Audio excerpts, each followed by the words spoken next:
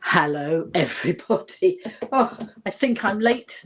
I'm late for a very important date, but I can't actually see the time. But somebody's there already in as a viewer. I'm not quite sure what the time is, but I do believe I'm a little bit late. But let's not worry about that. I'm here, and that's what's important. Wait a minute, let me see if I can sit a bit higher up on this cushion. Oh, let's have a look. Oh, so that was a mad scrabble to get to live here tonight. Oh, I want you to see my sparkle. So hello, Bob. Nice to see you. Wait a minute, let's do the sparkle. I want some sparkle showing. Let's put some sparkle. I don't know if you can see my sparkle. Can you? Look, there we go. There's a bit of sparkle. And then if we do this one round the other way, let's have another bit of sparkle. The other side. There we go. Hello, Sam. Nice to see you. Anybody give me a time check? Because I can't see the time. I know it's gone 8:15, but I don't know how late I was. Because it was a mad shenanigans to get live on here this evening. I have had a few issues. So anybody watching in live, welcome. Bob's coming in there from YouTube. Sam coming in from Facebook. That's lovely. Do drop comments in as you're coming in if you want to be part of the chit chat. If you want to sit in the background and not announce yourself, that's fine too. I can see how many viewers coming in. But lovely to come here and have a lovely chit chat like we do on a Sunday evening. I'm not sure we talk very much sense. Or I don't talk very much sense, but you never know. It might just cheer somebody up. Over here in the UK, it's very cold at the moment. It is a cold, wintry day. I'm in Wiltshire at the moment. You can see I'm not in my usual home background. I think last weekend I was broadcasting from home, wasn't I? I forget where I am because I keep going backwards and forwards.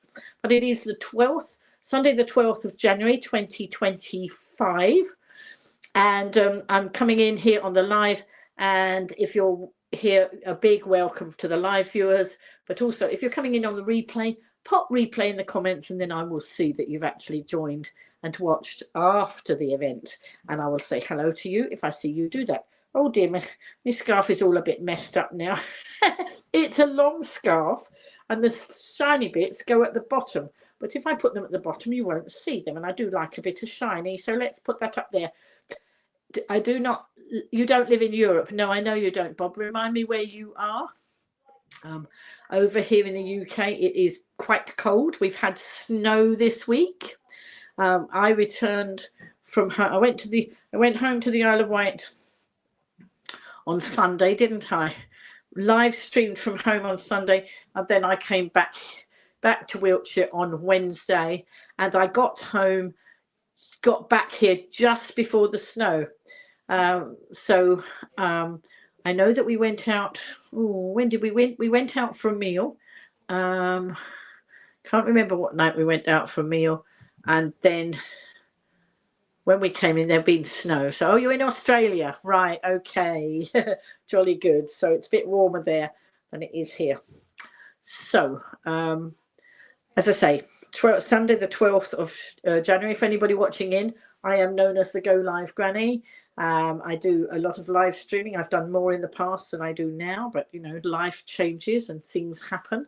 But I am doing one live stream a week at the moment on a Sunday evening at 8:15, all being well. But it didn't start at 8:15 this evening. I don't know what time it was. I don't know what time it is now. But I had some shenanigans actually setting up the live stream. And then I had various shenanigans, actually trying to get ready and log in and do all the things I need to do and be ready and find all the things I needed. My daughter and I were trying to cook a meal, and at the time that we were trying to cook a meal for us, because in this family they like to eat all different things, and some of them cook their own meals and some of them we cook some. And tonight my daughter and I we were cooking for us, the others were having different things, and at that point everybody decided to be in the kitchen. which wasn't what we thought. We thought we got the kitchen to ourselves. Never mind, we got there, but it took a lot longer than it would have done, which is why I was a bit rushed now for getting on the live stream. So I don't know whether other people are going to join us this evening. Some of the regulars, not perhaps on here yet. The time in Australia, it's 7:25 a.m. Right, so here in the UK, it's about 8:30 p.m. So it's evening time, winter time, cold, warm. Got to keep warm, and of course, because in the past I have been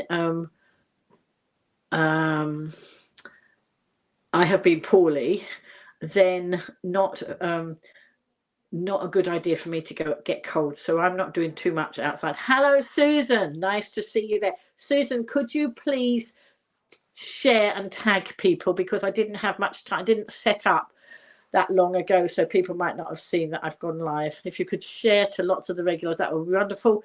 Vivian coming in from cold Kentucky. I was just saying it's cold here in Wiltshire, and they've even had snow on the Isle of Wight. So I was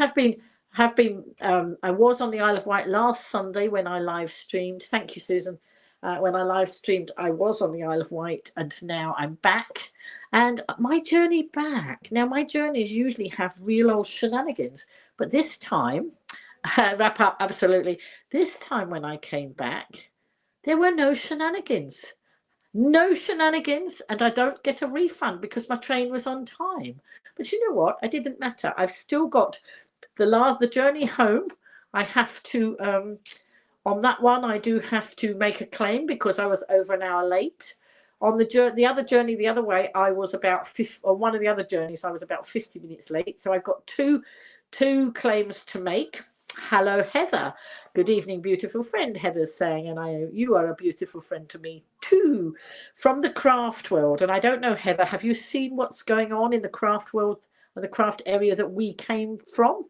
Heather and I knew each other through a craft business. We've never met, but we knew each other through a craft business, where we were both crafters, and then we left for I certainly left for various reasons, and various things are happening with that craft company. I don't know if you know. Anyway, I'm not going to talk about that. I will talk about some crafts.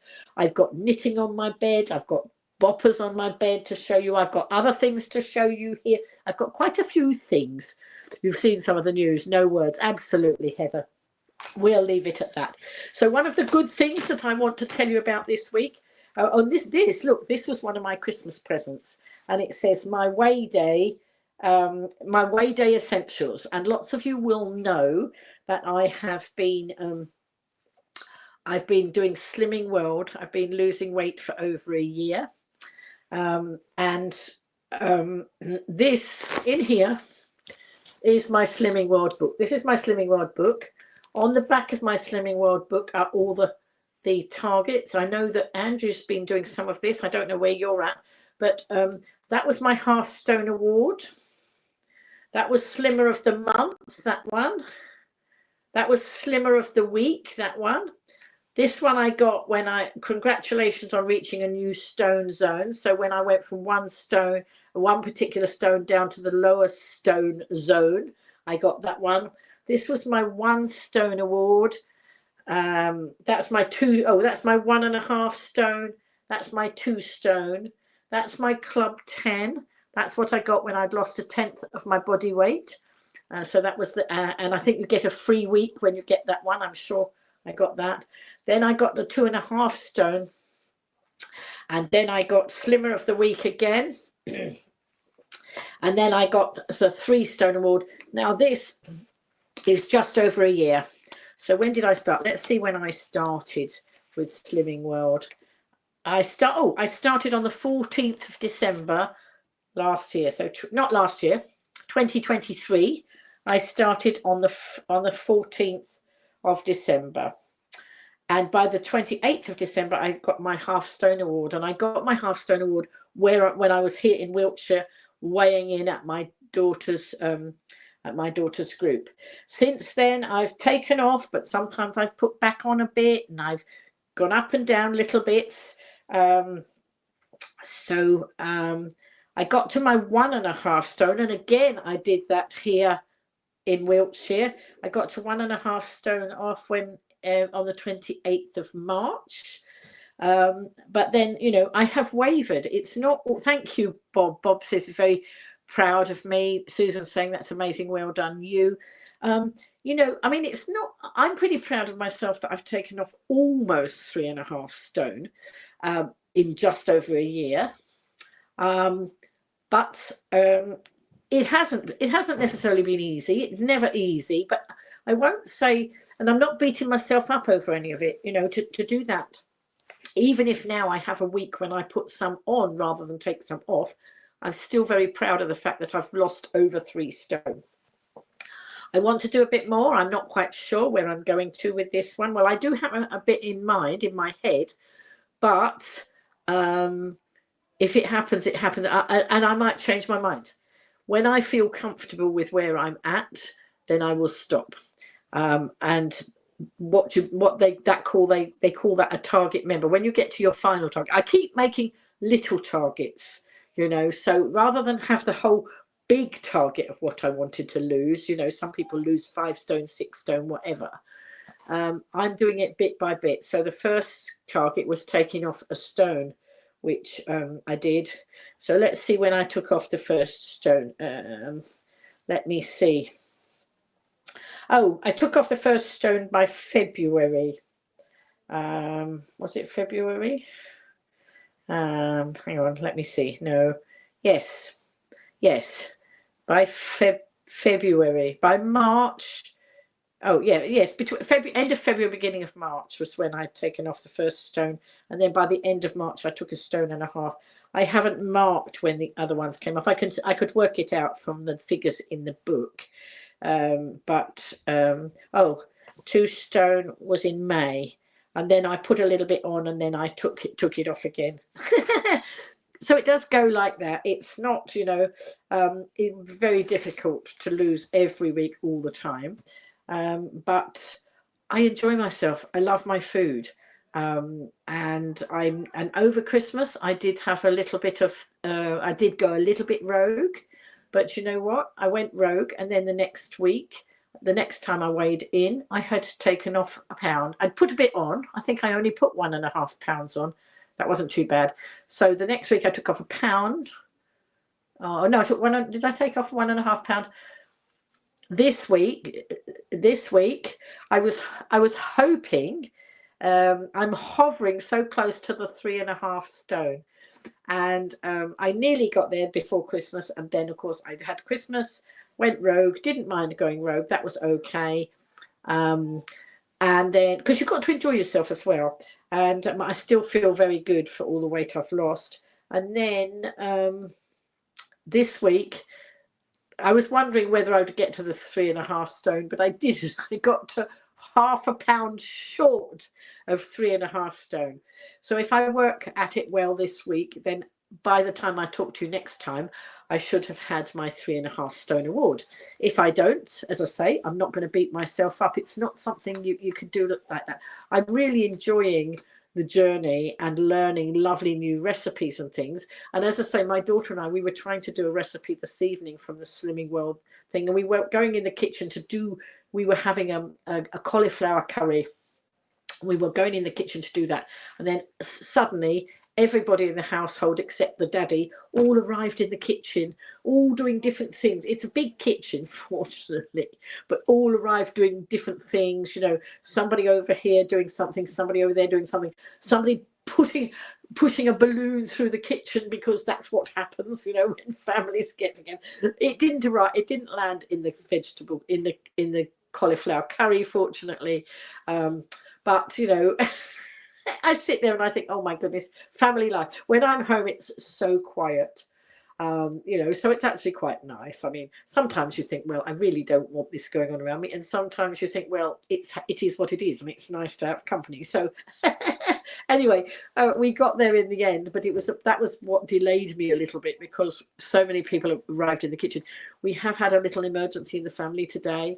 One of them had a little incident. The big girls go to work, and one of them had a little incident at work, and it was a quick trip to the A&E. I'm not going into all the details, but suffice it to, that's just extra things that add into family life. But suffice it to say, she is okay.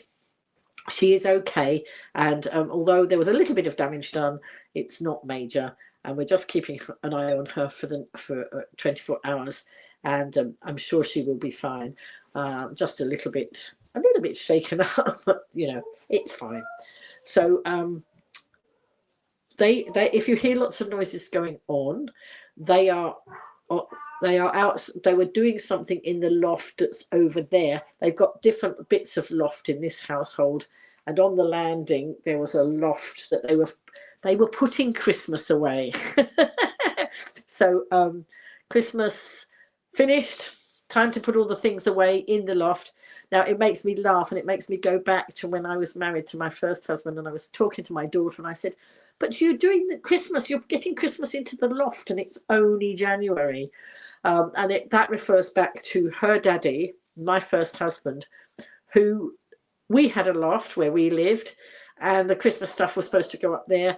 And the Christmas stuff I didn't do ladders and things like that. So I'd pack the stuff up, but that wasn't my job to get them in the loft. It was my job to try and nag to get them in the loft, but it didn't always work. And often in June, we still had the Christmas stuff on the landing in the boxes. So by the time it went into July, I felt, well, it's not worth putting it up now. We're on the downslide to Christmas, and I don't know if they ever got up sometimes. But, these are all the memories that these things bring back. I've had a wonderful Christmas time. I've seen all my children. I've seen all my grandchildren. I haven't seen my siblings, but, messages were sent and whatever. And we've had a lovely time. So I hope you've all had a lovely time over Christmas. And now it's time to, progress into the new year. So what does the new year bring? I don't make I don't make New Year's resolutions, because they always get broken. I don't know how many of you do. Do any of you make Christmas or New Year resolutions? I just want to, do what I do, carry on doing what I do. I want to do a lot of charity work. Will you be back on Friday, love? No, not this Friday, Gaz. I'm going to try and get back. So Gaz has just come in from YouTube. Look, there's Gaz, handcrafted by Gaz. Hello, Gaz. And he's asking if I will be back on Friday. So, of course, any of you who've watched me for any length of time know that a Friday morning I used to be in the Warm Hub on the Isle of Wight, and doing crafting and leading, and having crafting sessions. But the pull at the moment is I need to be doing things with family, and I'm not going into the details of why I'm here spending time with family, because that's our private business. But at the moment I'm going to be here sometimes and on the island. Now, Gaz, I will be popping back. I am hoping to include a Friday soon, but I've got to check all the dates of all the things that are happening, and so I can't tell you when I will be back, but I will try and be back for a Friday. Who knows, I might try and be back for Valentine's Day, when we could do some crafting around hearts and things like that, but I'm not promising, because I have to check with my daughter. I have to check with all the things that are going on, which there's a lot going on. Sorry, I'm just pouring myself a drink. I have got some Pepsi Max, which is perfectly fine to have on Slimming World, because it's got no added sugar. Heather's saying she doesn't make resolutions either. No, I don't like making resolutions.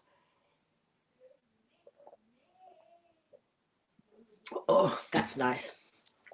So anyway, so this, as I say, that going back to my Slimming World book, I'm hoping that this week, at the end of the week, and I've actually changed my membership for Slimming World from the island to where I am now. It doesn't mean I can't weigh in on the island, because when you're part of Slimming World, you can weigh in wherever there's a Slimming World group. But they do some deals, and they do what they call a countdown, a 12-week countdown. And if you pay for 12 weeks up front, you get a free week or 2 free weeks. I can't remember what it is. And there's also an offer on to get a free cookbook. And I couldn't do that if my membership was still on the island. And as I'm going to be on the mainland for a while, I thought, well, I'll transfer my membership. I can still go to my home group when I'm home, but because the membership works anywhere. But I wanted to buy my countdown, because you know me, I like a bargain. How many times do I tell you I love a bargain, and always looking for the bargains? Had to do a bargain last night, didn't I? Because I had a deal. So with Morrison's. Now, all these supermarkets, they keep sending you deals. Do you get that? Do you get them saying, oh, you know, do this and we'll give you this or these points or this money off? Well, I shop in Morrison's a lot, and they offer me, well, the other day, last weekend, I think I told you last Sunday, they offered me £15 off a £70 shop. And so I'm here with family, you know, and it doesn't take long to get through £70 of shopping. So if I'm going to buy some shopping for the family here, £15 off was a good, you know, that was a good deal to me. So, but it had to be used by last Sunday. I think I might have told you this last week, but if anyone wasn't there, well, doesn't, you know, you're here now, and let's tell you, because there was more to the Morrison story. So,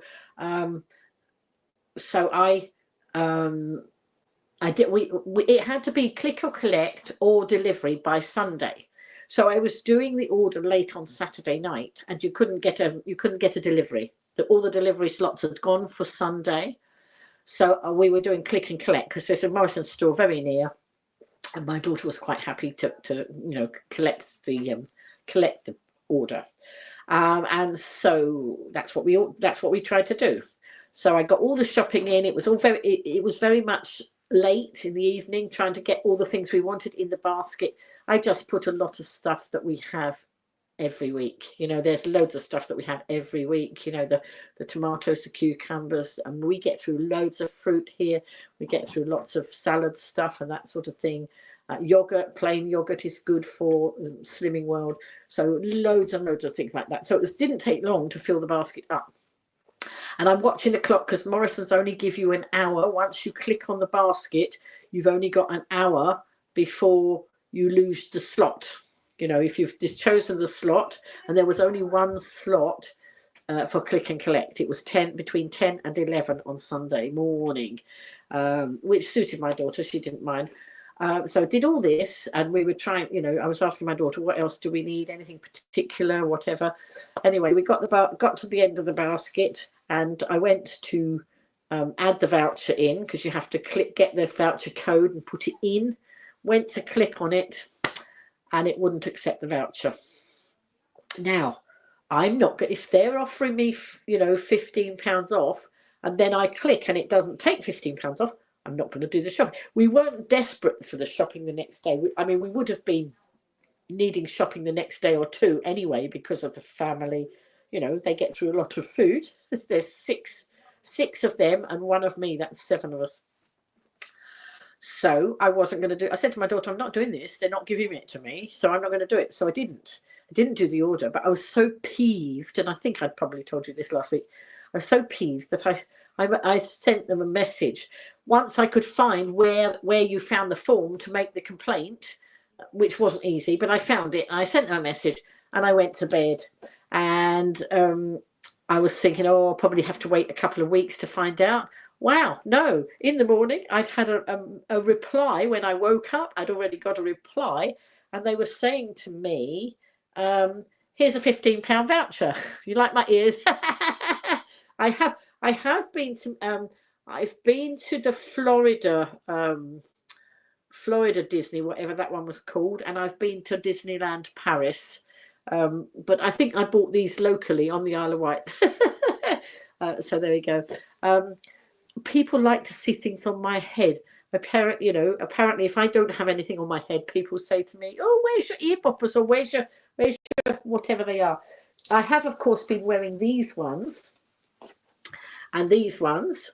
So these ones I was wearing before Christmas, nice and tinsely. And then these ones, I think my mum gave me these, many years ago. And this is the Happy New Year ones. And these ones, I usually lose before New Year and find them after Christmas.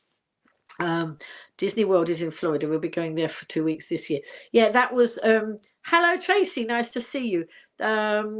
So I went to Disney World then in Florida with was it Florida? Yes, that's where I went with my second husband a long time ago.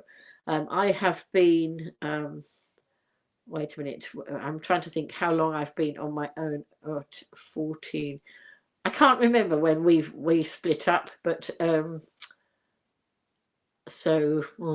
can't remember all the dates now.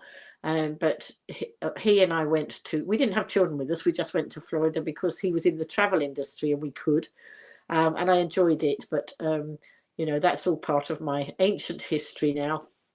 I loved it because I love anything, you will tell, won't you? I love anything to do with those sort of things. And then for Disneyland Paris, I went, my mum and dad took us to a Disneyland Paris, and we went, that was a long time ago.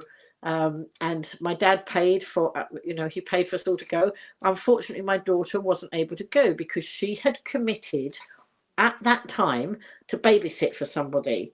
And, she didn't like to let the person down that she babysat for. So she was going to miss out on Disneyland Paris because she'd committed already to somebody to go. And I was very proud of her that she didn't want to spoil somebody else's plans.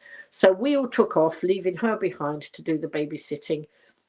And then I got so cross because the lady she was babysitting for just decided she didn't need the babysitter. And there were we in Paris, and Tasha was not with us. So my dad, bless him, he organised it. He arranged for her to come out on a plane.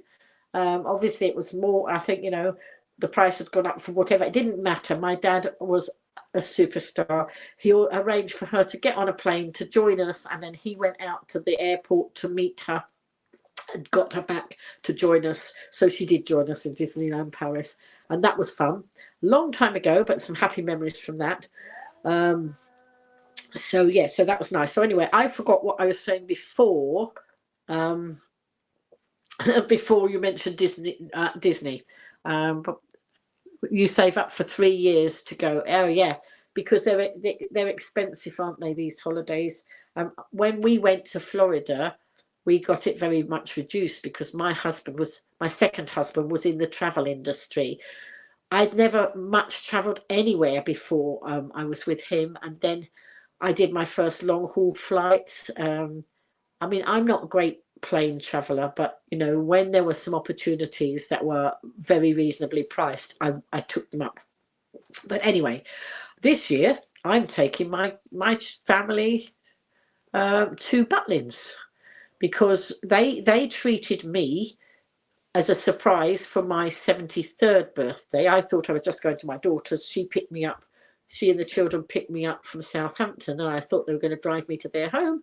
And half an hour into the journey, we were not going towards their house. And I'm thinking, what's going on here? And they had a rattle game with me, and I was trying to guess. And they took me to Minehead, Butlins, and we loved it. Butlins is, for those of you who don't live in this country, I don't know if you know much about Butlins. Butlins has theme parks and things. Probably not on the scale of Disney, but lots of fun things and things for all age of the family. Things for the little ones, things for the bigger ones, things for the oldies like me. And what made that holiday so special for me, not only the fact that it was a secret and they managed to do it without me knowing until I was actually in the car, but they hired a mobility scooter for me because there's a lot of walking in these theme parks, of course, and I wasn't up for a lot of walking. What is Butlins? Butlins. Google it. Google Billy Butlin. Billy Butlin was the guy who created Butlins, and he started with £5 and a hoopla stool, and ended up making holiday parks here in the UK. So Google it, Bob. You'll see, because you'll probably get more information from Googling it than I will be able to tell you. But we used to go as children. My mum and dad. My dad used to book the holidays for us because it gave my mum a real break. When they first started Butlins, you had to have your meals there as well. It wasn't self-catering and all that. And it gave my mum a real break from having to cook meals and things. So that's why I think part of it, there were people who looked after the children. There were Butlin redcoats who looked after the children during the day and did all sorts of entertaining with the children, so the mums and dads could have time on their own. Never heard of the place. It sounds wonderful. It was wonderful, and it still is. I mean, it went through a period of, hang on, let's see, how much is it to go there? Do you mean to Butlins? Well, I'll tell you. And I've been paying it off a bit each month. But so when they took me, when we went, let's go back to September the year before last. When they took me to Butlins, we booked two apartments, or chalets they used to call them. And and back in the day when we first went, you'd have chambermaids who would come in and clean the room, and your food would all be done. But then it changed because people's wants changed, and some people wanted to do self-catering, or they wanted all different options. And so and so they offered lots more as the whole Butlins thing grew and grew from a £5 hoopla stool. It was marvellous, and lots of people enjoyed lots of Butlin holidays. They used to have competitions. I won 1 or 2 competitions, and then I got an extra holiday because I went into the next round of competitions. So they had sort of like beauty queen type things and all sorts of other things, and you would get a freebie if had to go into the next round. And I was lucky enough to get 1 or 2 of those. But so much entertainment. They have fun fair type things. They have swimming pools. They have lots of different things. And so I was brought up on Butlins, and my oldest boy, my firstborn, his partner was brought up on Butlins, and so she was dead keen to go, and she actually became the lead guest. So she booked it all. Hi, Tina. She booked the Butlins trips.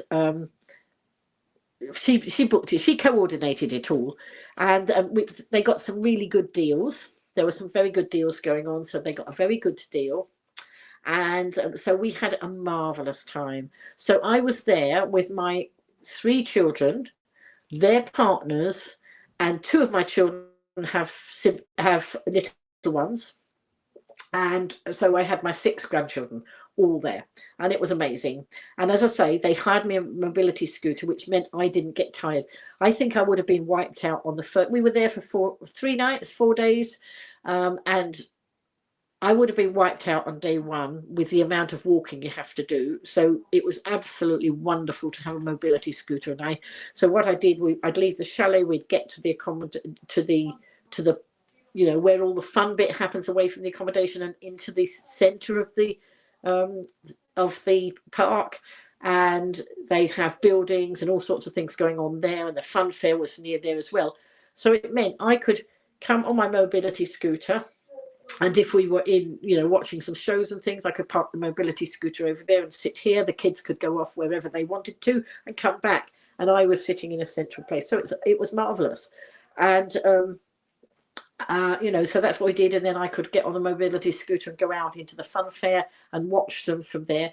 Ailey's saying she used to go with family to Butlins in Ayr in Scotland. I never did the Ayr one, but it was. We went to Bognor Regis. My mum and dad have been to Skegness. We did Barry. There was one in Barry in Wales, and then Minehead. I think there were some more, but there are not so many of them now. Let's just have a look. Thank you for sharing. Yes, so thank you, Susan. You managed to tag lots of people there. I think Andrew, was Andrew in? I think Andrew came in as well, didn't he? I can't remember who came in. Lots of you came in. And so, yes, so I wanted to go to Butlins. This year will be my 75th birthday in September. Excuse me. And I thought, well, this time I would like to treat them.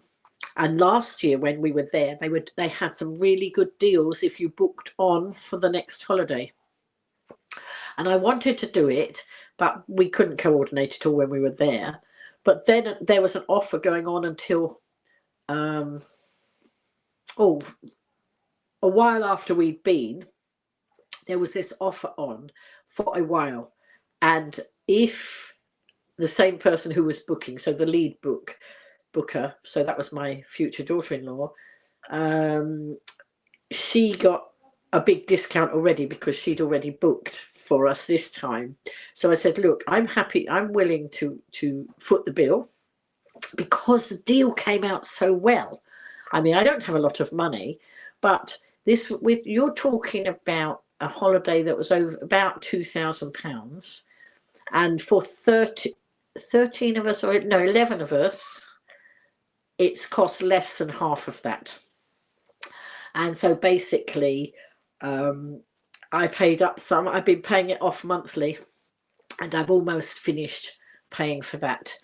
So I wanted to treat, I wanted to treat them. It's my birthday treat to me to be away with my children. But I thought, well, I can't expect them to foot the bill again this time. So I said I would pay as long as I could pay it in installments. And so I've been doing that. But we got a really, really good deal. So it's less than half it's the price that they were quoting. And it's incredibly well worth the money. You know, I mean, I couldn't believe, you know, what a decent price we got it for. So I'm looking forward to that. But the idea was to go just before my birthday, so at the end of August, and my birthday being at the beginning of September. Well, that was all right until we tried to coordinate the children. So I've got 6 grandchildren, and the youngest is in nursery, and the next one up is in primary, and then one of my daughters is last year of primary, and the others are in high school. And trying to coordinate it all, and with my daughter, who was at that time working, it didn't work because I think it was down to my daughter, who needed to be in college, in school on the Monday. So we were doing a Friday to a Monday, and I think that didn't work. Well, so we fitted it round her. Now she's not working in that school, but that's the way it goes anyway. So I get my birthday to celebrate my birthday with the family in April. So we're going at April instead. Hang on, let's just see comments coming in. So your favourite holiday place now is Granny's Highland Home, Dornoch. Do you remember the Sun newspaper back when Butlins used to do the £10 per night with vouchers? Vaguely, I think. Very vaguely, Ailey, I think I remember that. So anyway, what was I going to say? Yes, so we couldn't book the end of August because it didn't work. So then we tried looking at other times and half terms, and that didn't work because the 2 little ones didn't have the same half term as the other 4. So we weren't doing that. So in the end, we found that we could go over the Easter break. So we did that, and we booked it, and we got a really good deal, and I'm really, really pleased. And so that's not far away, but we've got other good fun things happening before that, different things in the family celebrations. So you know, which might, you know, I'll tell you about another time, not now. And so really looking forward to that. That's not that far away. And we will book a mobility scooter for me again that will help me so I won't get so tired, and I will actually enjoy the holiday. I can imagine if I hadn't had that mobility scooter, I would have been totally wiped out on day 1 walking around the park, and then I'd have been too tired to enjoy day 2, 3 and 4. Did you get a little Christmas card? Yes, thank you. I did, Ailey.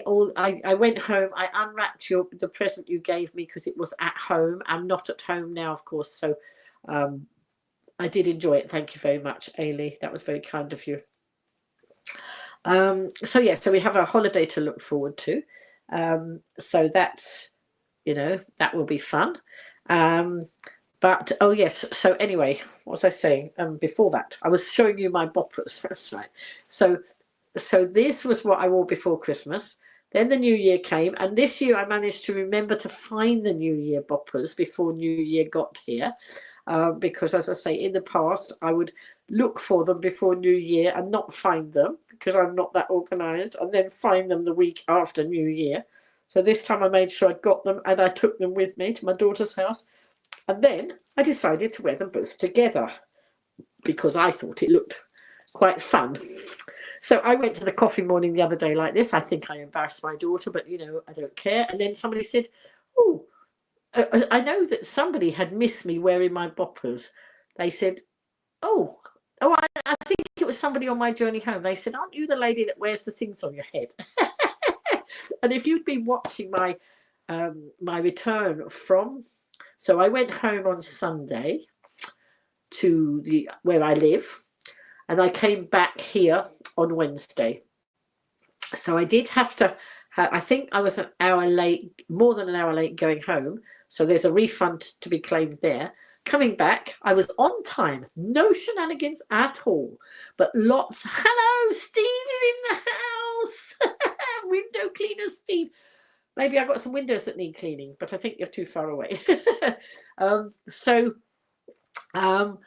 Yeah, so I came back, and I didn't I didn't have I wasn't late coming back, which was nice because my daughter had to fit in picking me up from the station between this and this, one child being here and this child having to be collected and that. So you've got to clean your windows. Okay. So there was a slot for her to pick me up from the station. Now, if that doesn't work, it's not the end of the world for me because I've always got knitting with me, as you can imagine. And I've got knitting. I've got my camera. I chat. I live stream. I do whatever. And as long as I'm not sitting in a cold place, like, with the snow falling around me, I'm fine. And at her station there is a waiting room, so it's not a problem. And but I got in bang on time, so no refund, no shenanigans, but a lot of fun. So I don't know if any of you have been watching my social media pages, my Facebook page. I have had I've had excellent passenger assist. The people who help me on and off the train, the ones who put the ramps down, and I get help on the ramps. Excuse me a minute.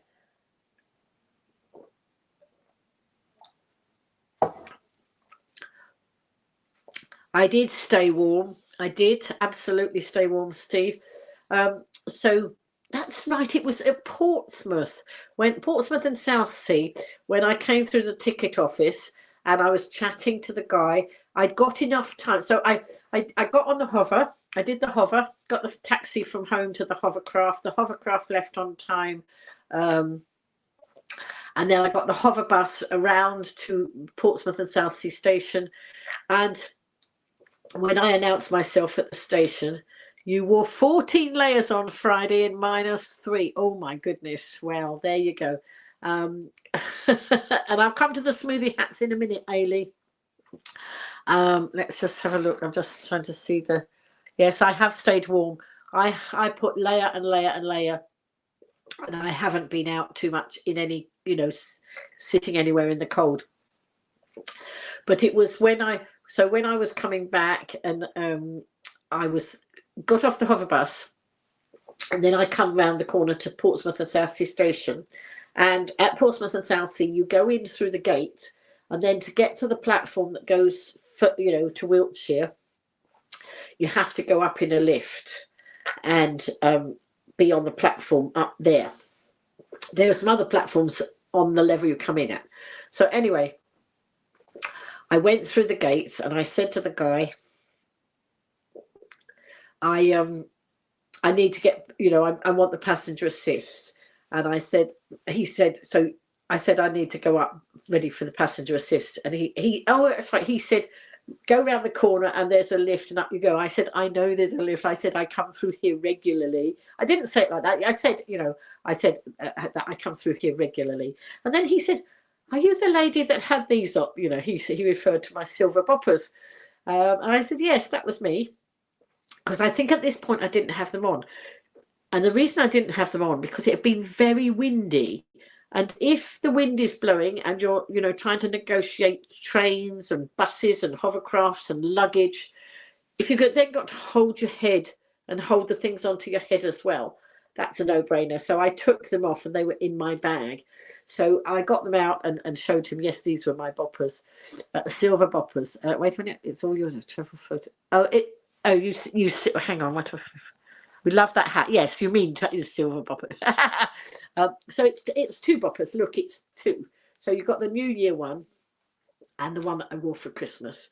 But they do stay on quite well. The one I had, did you see the Christmas one I had? Let me just go and get the Christmas one in case any of you missed it. This was the one that did keep falling off. Hang on. Hang on, I've just got to go and get it and not knock the camera down. Just a minute. It's over here. Talk amongst yourselves while I just wobble across the room to get it. And now I'm coming back again. I'm on my way back. So I think I did show this one. Whee! So this was the one. This was the one that was almost a disaster, because this one doesn't sit very well on my head. It needs something round the back to hold it on. And this one I did nearly lose on my travels, so I took it off my head. But I put it on. This was when I was travelling back from my son in the north, going back to my daughter's. And when they cancelled all the trains, do you remember the week they'd all cancelled all the trains and they told me to go home and come back tomorrow? And I didn't. And I was with the Avanti West Coast people. Oh, you didn't see this one? Oh, right. So this, look, I bought this one when I was shopping, I think in Morrison's. I haven't finished the Morrison's story. Remind me, folks, that I need to finish the story about the Morrison's voucher, because I went off at a tangent, didn't I? Started telling you about the voucher and then I totally forgot. So I couldn't resist this one. It was such a reasonable price, but all those lovely parcels. I couldn't make something like that with my crafting for the price that they make these. So I just thought I had to buy that. It was just so lovely. And when I was coming back from the north down to the south again, somebody on the train saw, I actually had put it on when I was on the train. When I was traveling between stations, I tended to take it off because it was falling off. And if you're trying to, you know, negotiate the ramps and the trolley and everything else, that's just an accident waiting to happen. So, but when I put it on in the train, there was a lady there. She said, I've got one of those. And I could actually see it. It was on the top. She wasn't wearing hers either. It was in the top of her bag. So that was fun. But this was a fun one. But it's slippy. Look, I'll have to do some adjustments before next Christmas. I'll have to put something in there that makes it stay, or maybe put some elastic around the back or something like that. Anyway, I'm going back to Minnie Mouse because that's where I started tonight, because I can. And so, oh, hang on a minute. I need another drink, folks. Sorry. You did some crafting too for Christmas. You made some fake prezzies to put under my Christmas from old boxes and used wrapping paper and ribbons. It looked slightly confusing with the real prezzies. Did it look a bit like my hat? Probably. That was good. Nice to see that you were getting creative. There we go. Let's have another drink. So I'm just trying to remember. I keep going off at a tangent. I keep forgetting what I'm supposed to tell you, and then you only get half the stories. Oh dear. Yes.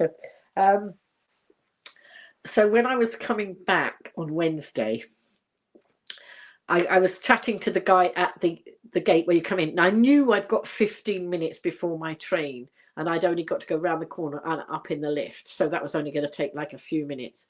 And so the guy at the gate was chatting to me, and I said, I was saying about the wonderful customer service I got last Sunday. That's right, that was the shenanigans. I've just remembered. If you remember and you were watching me, or saw any of the shenanigans going on, I was on a train that was late. So my train was late, which then had a knock-on effect, because I had 2 changes of train before I got to Portsmouth and Southsea. So when I was on the train coming to Portsmouth and Southsea, on my itinerary, I should have had 9 minutes to get off the train, and they put a ramp for me. So to get off the train, go down in the lift, walk across the concourse at Portsmouth and Southsea, and just round the corner to the hover bus. 9 minutes should be ample. As we were coming towards Portsmouth and Southsea, the guard came through the train to check, because they're very good. They come and check where I'm getting off. So I booked the passenger assist on the phone, and then that it's all written. It's all comes back in an email confirmation to me, and that's fine as long as none of your journeys are delayed. But of course, if the first train is delayed, it has a knock-on effect on all the other stops. But what they do is when the first ones put me on the train, they ring ahead to the next station where I'm changing, and they tell them where I am sitting on the train. It's a marvellous system. So usually when I get to the next station, there are people there with their high-vis jackets on, waiting with a ramp to get me off the train. It's marvellous. And excuse me.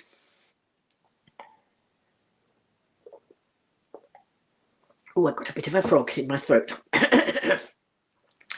So on last, so I was coming back the other way, wasn't? No, I was going home. I was going home to the island. That's right. That's why I've got more than I was more than an hour delayed. That's why I've got a refund coming from there. So as the guard came through the train to check that, that I was getting off, he had banter with me, because when I got on the train, he said, I'm going to take you to Portsmouth Harbour. I said, I don't want to go to Portsmouth Harbour. I want to go to Portsmouth and Southsea, which is the stop before Portsmouth Harbour, because I'm booked on the hovercraft. And if you want the hovercraft, you have to get off at Portsmouth and Southsea, go on the hover bus round to the hoverport. If you want to go to Ryde, I actually live in Ryde. I do the hover goes into Ryde Beach, but if I want to go on the catamaran, that goes to the end of Ryde Pier. But you have to go to Portsmouth Station, not Portsmouth Harbour Station, not Portsmouth and Southsea. And the train was going to Portsmouth and Portsmouth Harbour. That was the end of the line. And the guard had banter with me, and he said, "Oh, I'm going to take you to Portsmouth." I said, "I don't want to go to Portsmouth. I want to go to Portsmouth and Southsea."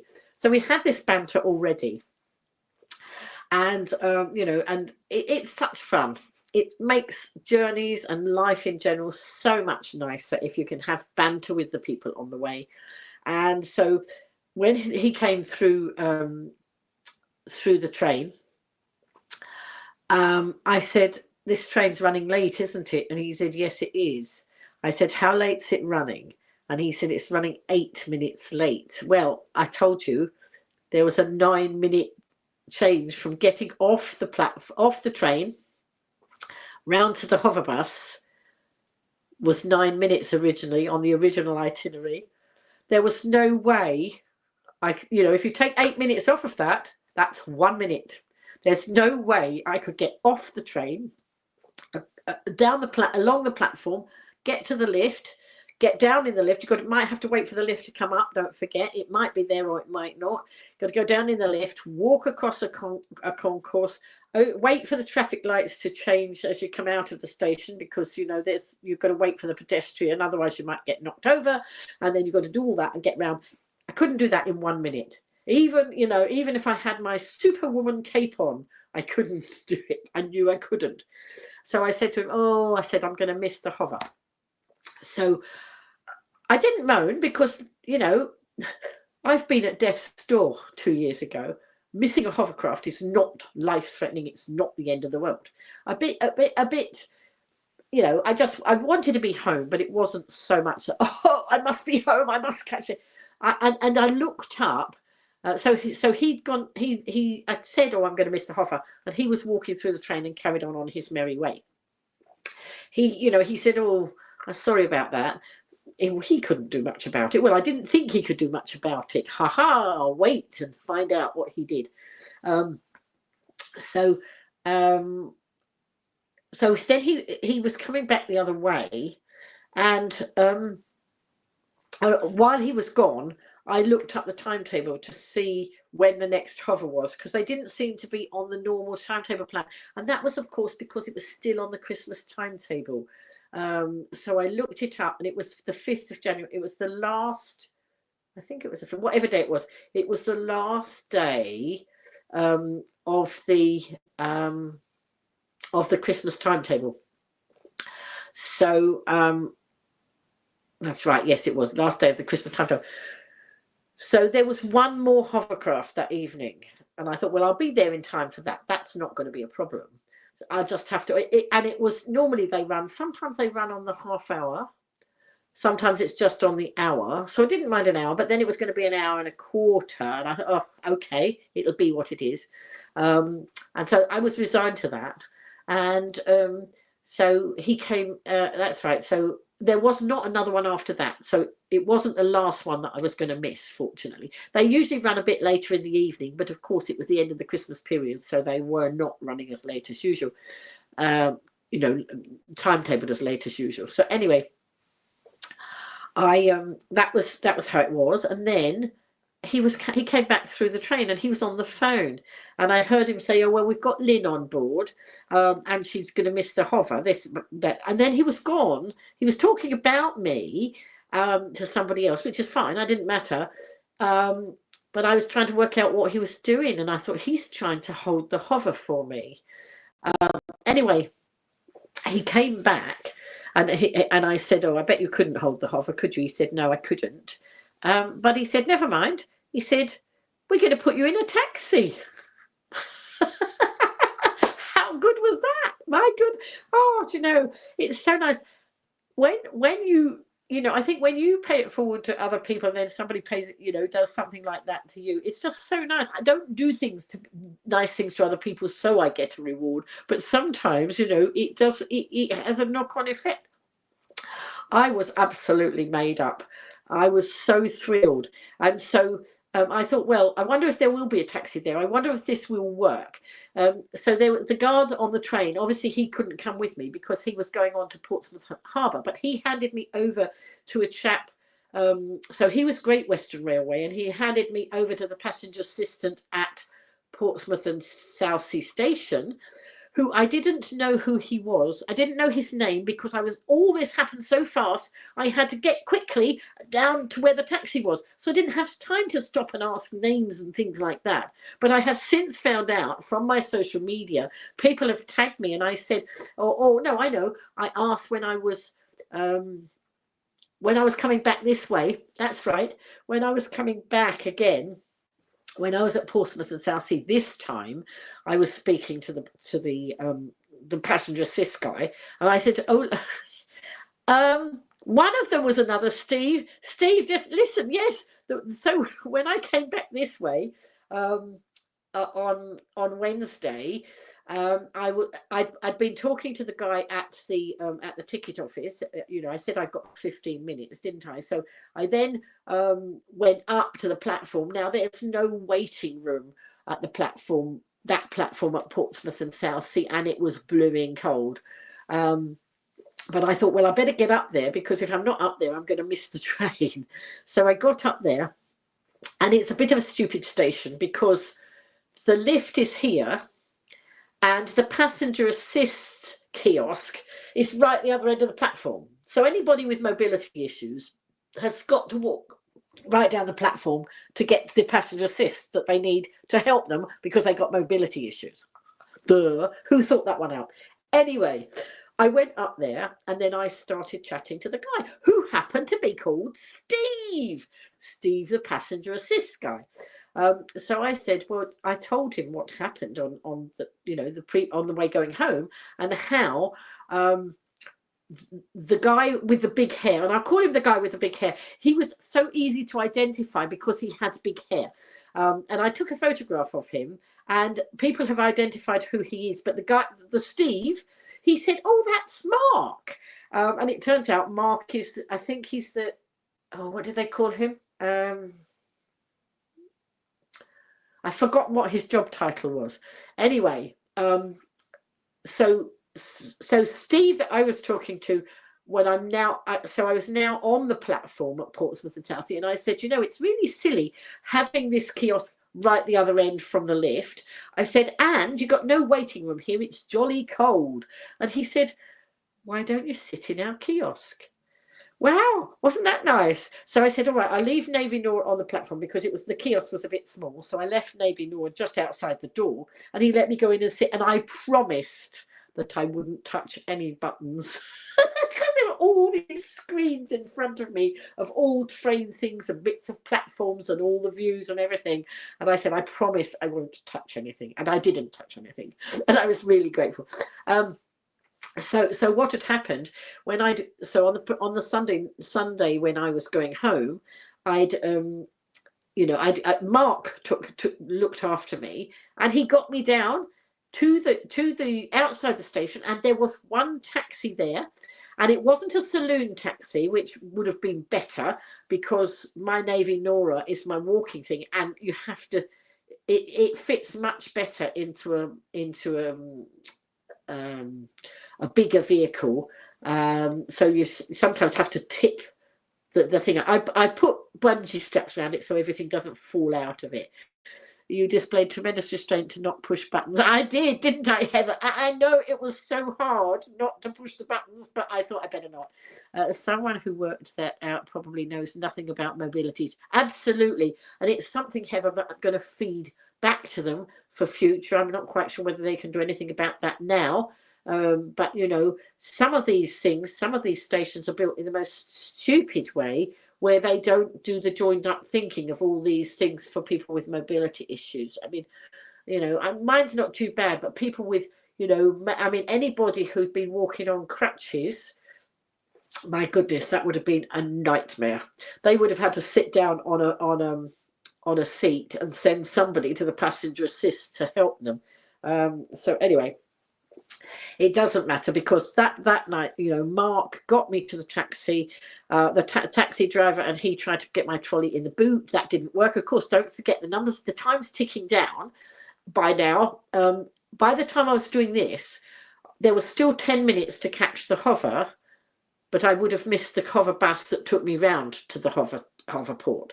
So that's no good. Anyway, so they managed to get Navy Nora onto the back seat of the taxi. They put the bags in the taxi, and they whizzed me round. And I got to the hoverport with 5 minutes to spare, because of course the taxi doesn't go the long way round. The bus goes all round and going past all the stops, and the taxi just goes the quickest way there. So I actually had 5 minutes. I even had time to go to the loo before I got on the hovercraft. Too much information, I know, but one of the things I try and do is go to the loo at the stations, because anybody with mobility issues trying to go to the loo on moving vehicles is not a great idea. End of. You can imagine, and that's the end of that conversation. So anyway, so I got there, and that was on Sunday night, and I had asked my neighbour, I think I told you this, because I live streamed on Sunday night because I got home in time. I did ask my neighbour, who's got a key, to put the heating on, and she did put it on early. Next time when I go home, I'm going to ask her to put it on even earlier, because even though she put it on, it was warm, but it wasn't. It could have done with being warmer, and I'm not blaming her, because I told her when to put the heating on.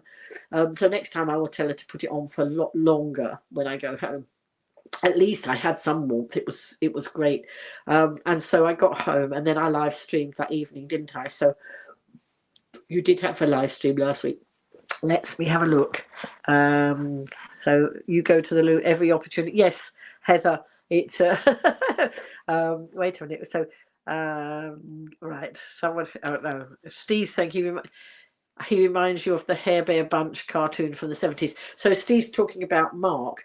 Now, if you see that one of my social media posts, I put all these people who help me.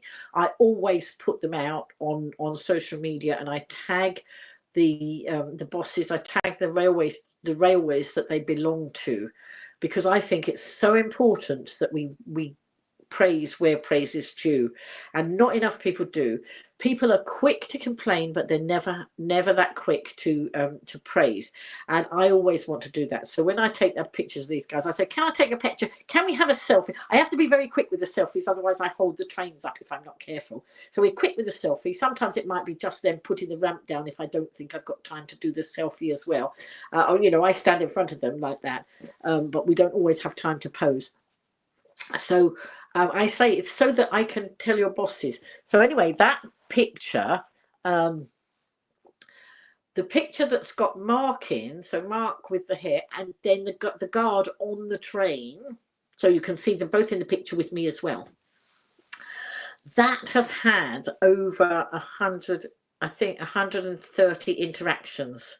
My stats are going up. I mean, there will be some people who, you know, some trolls will come on here and say, oh, well, you haven't got 1 million views, so that doesn't count. I see what's happening. My social media, Facebook's now pushing me out in front of lots of people, because all of a sudden I've got lots more people looking at my posts.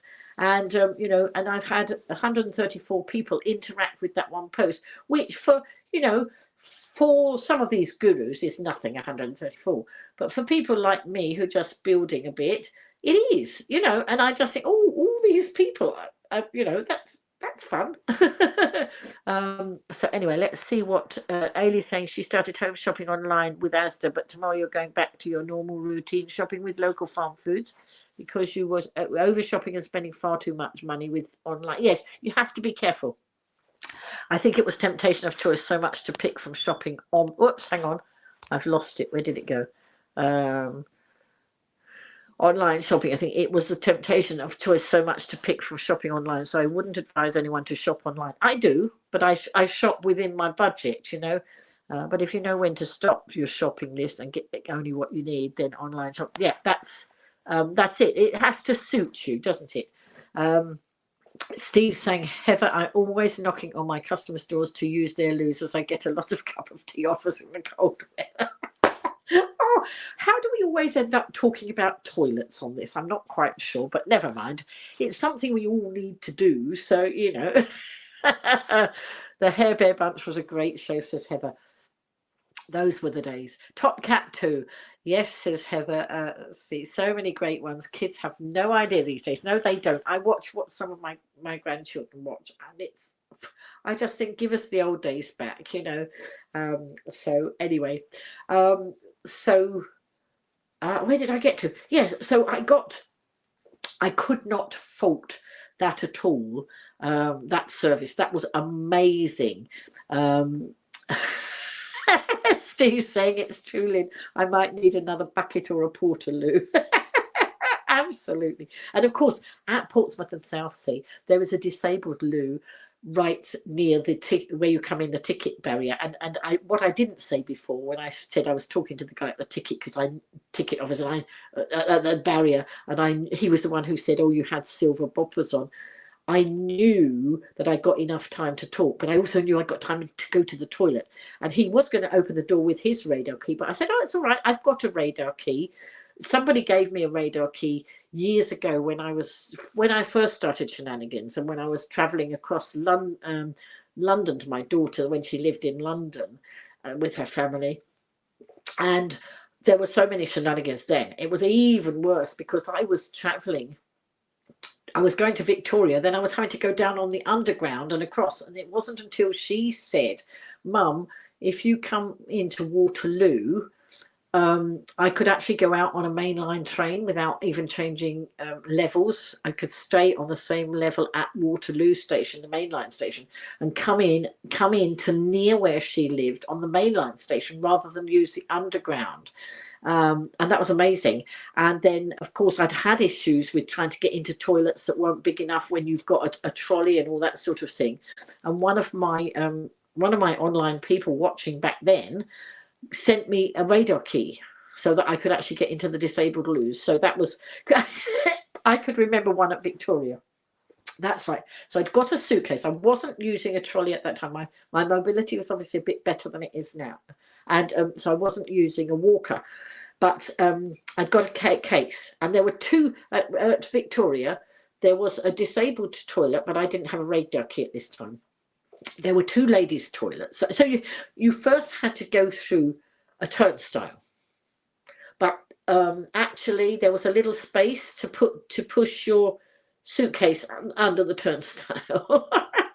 And then so you had to push the suitcase through. Then you had to go through the turnstile, put money in and go through the turnstile. And then there would be the disabled loo there, but I didn't have a radar key for that at that time. And two ladies' toilets over here. And then the rest of the ladies' toilets were down a flight of stairs. But I never wanted to go down the flight of stairs with my suitcase. So I wanted to go in one of these two ladies' loos. But in order to get in the loo with your luggage, because, you know, if you leave your luggage outside the loo, somebody either might steal it or the station people might think it's a bomb and go and blow it up. So you don't leave anything like that. And so I was having and don't forget, I was 3 stone heavier than I am now as well. And these ladies' loos never have a lot of space. And then sometimes they've got the toilet roll holder on the side where you bang into it as you come around the door. So I would come in and then I would have to lift the suitcase up and over the toilet to get the door shut. And then to get out again, you'd have to lift it up and over and back again. And it was at that time when I told all these stories that somebody gave me the radar key so I could actually then get into the disabled toilet. And then, of course, my daughters made life even easier by saying, "Mum, come on the main line." And I used to go out to Brentford, and she could drive to Brentford and pick me up because it wasn't that far, and it made my life so much easier. Classic shows. Wait a minute, I've missed a bit. There's a bit of giggling going on here between now. Stephen and Heather are having some banter there about portaloos and toilets and shows and things. Ailey saying, I look at your posts every day to see if there's anything new on the community page and have a habit of over posting. I wish more people would post. So anybody who doesn't know, we've got a GoLiveGranny group page, and it's only seems to be only Ailey and 1 or 2 others that are posting at the moment on there. We've got 400 members on there from way back when I was live streaming every night, but nobody much is interacting. So please come on, otherwise it's going to be just the Ailey show. And although she posts some good things, it would be nice to have other people posting as well. So if you're not part of the GoLiveGranny community group, go and find it and request to join. You have to answer some questions before I'll let you in, but they're just saying that you will behave yourself and you won't do naughty things, really. That's what it says. So Steve and Heather talking about shows. Here's another. It's Friday. It's 5 to 5 and it's crackerjack is what Steve hasn't put on there. Look, he's left a gap, but it's it's Friday. It's 5 to 5 and it's crackerjack. Used to be on a Friday. That was wonderful. Ailey says she can't spell shenanigans. Never mind. We know what you mean. Shenanigans, it's S-H-E, and then I think no G there. S-H-E-N, and I think the rest is almost right. That would be quite the shenanigans to have them blow up your trolley. Yes, it would have done. And I would have been very annoyed if they blew up my suitcase or anything like that. So didn't want that to happen. That would be the icing on the cake after the travel shenanigans to have your trolley blown up. It would have done. I wonder how much conversation you would compensation you would get if they blew up your luggage and it was just your knickers and your, you know, and your underwear and your jumpers and things. So Ailey's asking me if I'm back watching Crafters. No, I'm not. I did refer to Crafters Companion earlier. It was a company Heather and I met through Crafters Companion online, Crafters show.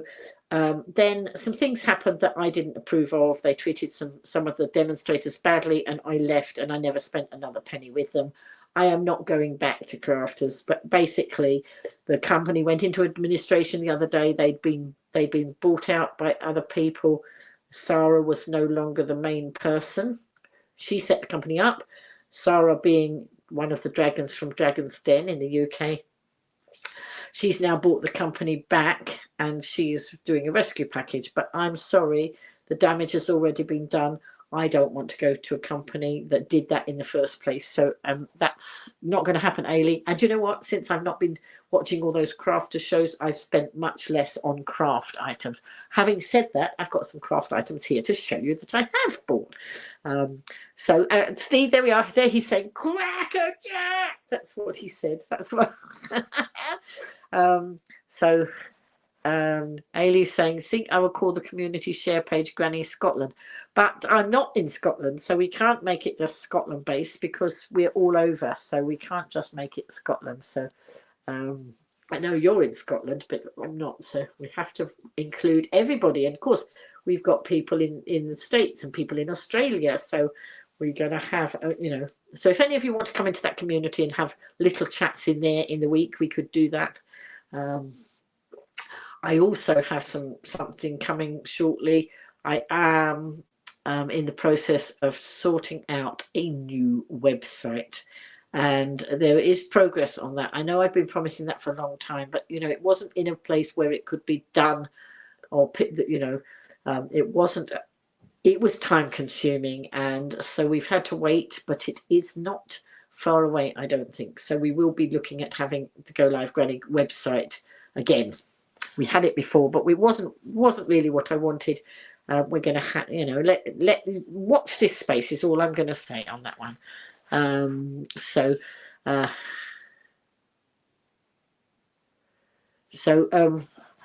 Heather's saying she's confused about this other page you have. I think I missed that.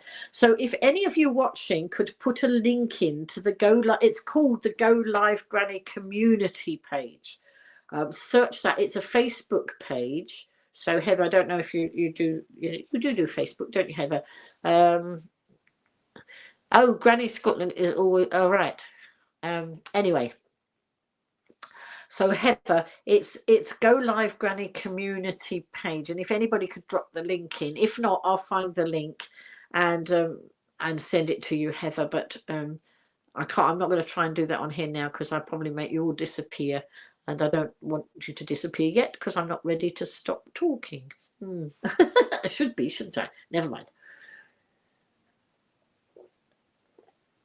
So anyway, there's all those things going on. I got back here safely. I've got to go on my daughter's laptop and go and do those refunds requests for my fares. You've only got the Facebook GoLiveGranny page. Yeah, no, it's a community group.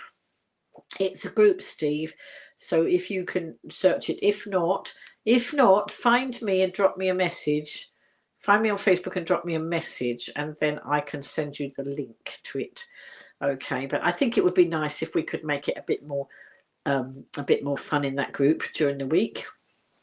As I say, it's got over 400 members, but that was way back when I was live streaming every night through COVID. So it was, you know, it's different. We just shared all sorts of things. Oh, he's found it. Steve has found it. So if you found it, Steve, can you see the link to it to drop in here? And then Heather might be able to find it as well. And let's make that more. But as I say, I am going to, I'm having a website as well, and that is happening. There's been a little bit of work on that, but you know, I wanted a website that was fun and easy, but not complicated, and we've never quite got to it. But I think we're approaching that there now, because my son always said that you really should post your own stuff on, not on borrowed land. So of course Facebook, YouTube, they're all borrowed land, aren't they? If I own my own website and we put all the live streams up there and all the information I want you to have there, it's my land, it's my territory, it's my real estate. And that means that, you know, if ever Facebook goes down, you know, is got rid of, because I mean, Bebo, MySpace, some of those, they were very all there and then they're gone, aren't they? Blab was another one. So, you know, he said, build on your own real estate. So that's what we're doing. It's in the drop down more section at the top of the Go Live Granny page, Heather, under groups. Thank you. Oh, right. There we go. Thank you. Well done, Steve. So where did I get to? Right. So that's all that. I'm going back to the Morrison's story, because if you remember, I was telling you about Morrison's, and I did the Morrison's order last week, and then it wouldn't let me use the £15 voucher. So I'm not paying. Hello, Ian. Ian's coming in. Good evening from Invergordon. Wishing you a wonderful new year, Lynn. Go Live Granny. Yes, Granny Scotland, always sharing. I also shared onto the community page often. Yes, you did. That's great. Thank you. And Heather's thanking Steve for sharing the link with her. So I didn't do the Morrison's order because the voucher wouldn't work, and I was a bit annoyed. So I eventually found the message where you put the message in, and that wasn't easy. And then I dropped a note and said, I'm not happy. I wanted to use this voucher and it wouldn't let me, and so I'm, you know, not gonna do the order. So I did that, and I went to bed expecting to wait about 2 weeks or a week for an answer. I woke up in the morning and I got an answer, and the answer said, here's a £15 voucher. And there was not even, you have to use it on £70 of shopping or anything like that. It was just, here's a £15 voucher. So we were going to do some my daughter and I were, you know, comparing notes, and I said, oh, I'll do you some shopping again this week, you know, because I've helped them out. And also we use out the accounts that have got the bonuses on, whatever bonuses we've got. So I was going to do some shopping, because obviously I'm eating here and I would be shopping at home, so I don't mind doing some shopping here to, you know, put more food in the fridge. And then they sent me this £15 voucher, but they didn't give any time limit on it, and they didn't say I had to spend a certain amount to get it. So I've got a £15 voucher sitting waiting there to use. But in my emails this week, I got an offer that if I spent £60, I could have 10% off. So I thought, well, on this shop, I'm going to use that voucher because that finished today. And again, it was do an online order for collection or delivery. But again, because I was doing it yesterday, there was no slots for delivery today. There was nothing there. So I did a click and collect, and this time it worked.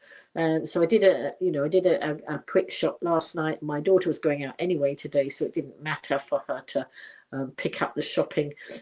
So I ordered lots of nice healthy things, like, you know, the yogurts that we have on Slimming World, the some vegetables. We had a cauliflower curry tonight. I've lots of vegetables, lots of fruit, all those good things that are going to help me to get to that 3.5 stone award on Friday. Do you think I can do it? Do you think I'll get there on Friday? I've put it out there now. And I'm not going to beat myself up if I don't, but it would be really nice if I could get to the 3.5 stone award this Friday. So let's see. What is click and collect? Bob is saying, what is click and collect? So click and collect is where you do your shopping, and then you click on the click and collect button, and there are time slots. And so you click on there, and today there was only one click and collect slot. It was between 10 and 11. So it meant that my daughter had to collect her shopping between 10 and 11 at the store today. Now, I've never done the click and collect because I don't have a car to go and click and collect. I either go in a store and bring my shopping home. In Iceland, sometimes I go in the store and they do free delivery. Even if you've bought it in the store, they'll still deliver it later. Or I do online orders. And so with the so with this, it was only an option to do the click and collect, and so that's what we did. So I clicked on the 10 to 11 slot this morning, did my shopping, and then my daughter had to go and pick it up. And then she told me how the process worked, because I don't know whether she's done it before as a click and collect. But of course, suddenly she's sending me a message saying I need to prove about the shopping. So she'd gone off and I was still in bed, and so I found the email confirmation and sent her the email confirmation, and in the email there was a click button where she had to click it to prove that it was our shopping. So she did that, and then apparently they come out on a Morrison's, they come out on a vehicle and bring your shopping to the car. I didn't realise. I thought perhaps she had to go in the store. She didn't. She didn't even have to do that. They bring it to the car. They haven't wrapped it, and I had said to her, take shopping bags with you in case it's not in carrier bags, and she took the shopping bags, and it was very easy.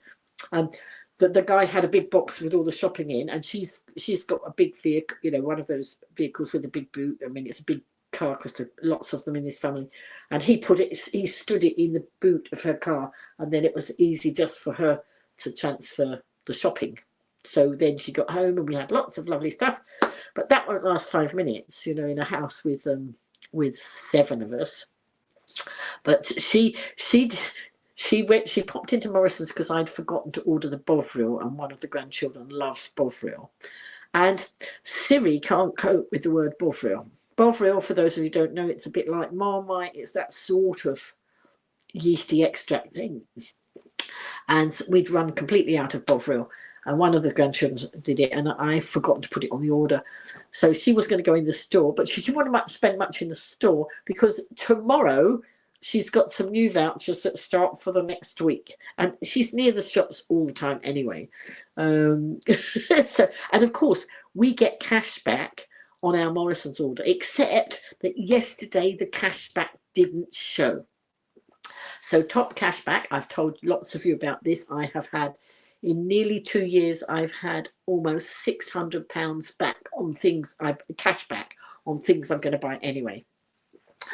I might not always buy them in the same store I was originally going to buy them. I might not always buy them on the same day, but if there's a cashback offer and it doesn't put my nose out, I will do it. I will just shift it around. And so nearly £600 coming back from cashback. Not bad. Actually, £60 of that was referral from referring other people. I've referred 3 people who've actually gone on to do the qualifying. So there should be £90 that's come to me in for referring people. They say I've had the 3rd one. I know I haven't.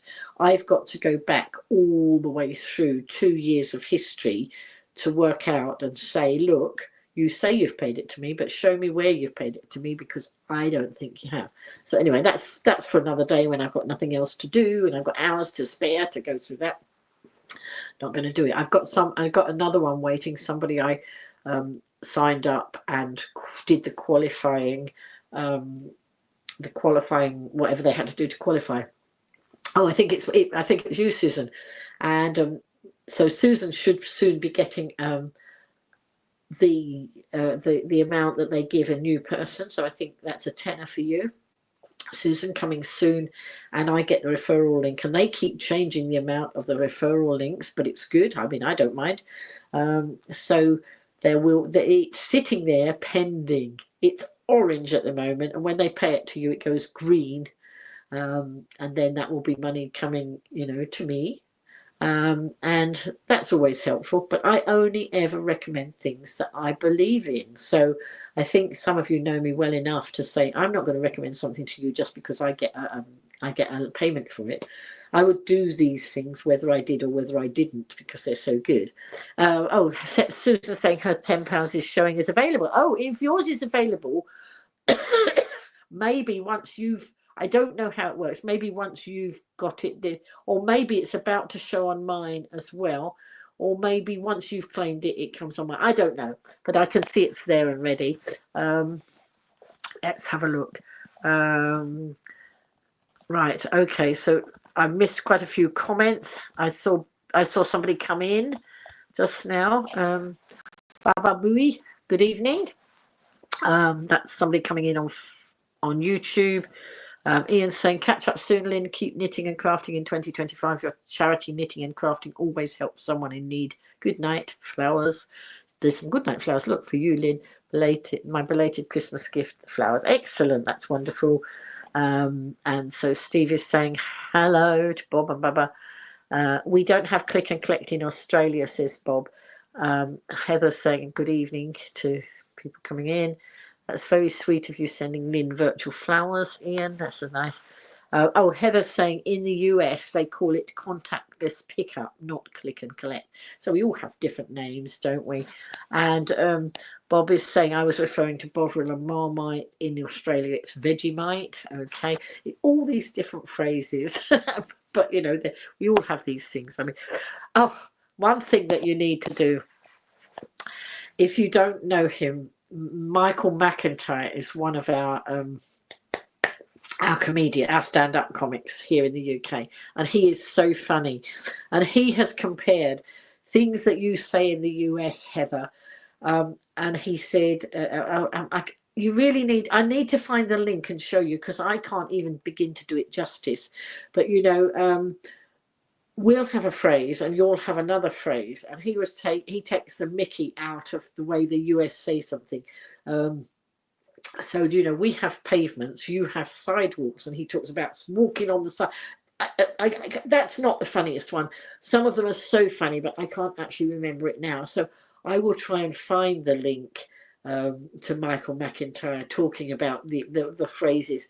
I mean, my daughter and I watched Michael McIntyre last night. Which one? Oh, we were watching the best bits of Michael McIntyre over, I think he's been 25 years in the business, and we were roaring last night. We were, you know, we were crying till the tears came down our face because he is so funny. I mean, it's like Marmite. You like him or you hate him, but we love him. And he's just so funny.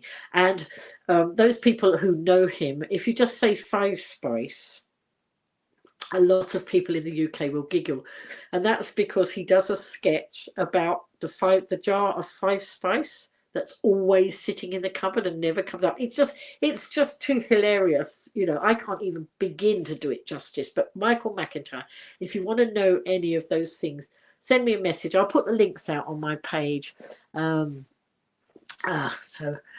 So Steve is saying, oh, you're in the US, Heather. Wow. And Bob's in Australia. You're in London right now. And Ian's saying, think how much wool I can buy with the cashback. Absolutely. And do you know what? At the moment, I have got about £65 sitting in my account of cashback. Now, when I first started, every time I got some cash back, and it might be £2 here and £3 there and £1 here or £5 there, it all adds up. But when I first started doing it, I would take it and transfer it to my bank. Then my son said, if you put it in your reward wallet, so that's this system, if you put in the reward wallet, you can use it against purchases in certain shops, and it becomes more valuable. So, you know, it might be, so my £65, I think it's £65, or is it less? No, it's showing at the moment that it could be worth up to about a tenner more than it is, because if you look to see where you can spend it, different shops have different percentages. So obviously the sensible thing to do is to put it in your wallet, your reward wallet, let it build up, and then when you want an item, have a look and go to the stores that do the most, the highest percentage. You know, I mean, on the Isle of Wight, we don't have all the stores that they have in the on the system, but you know, I did use some of it in B&M, and I was getting 6% in B&M.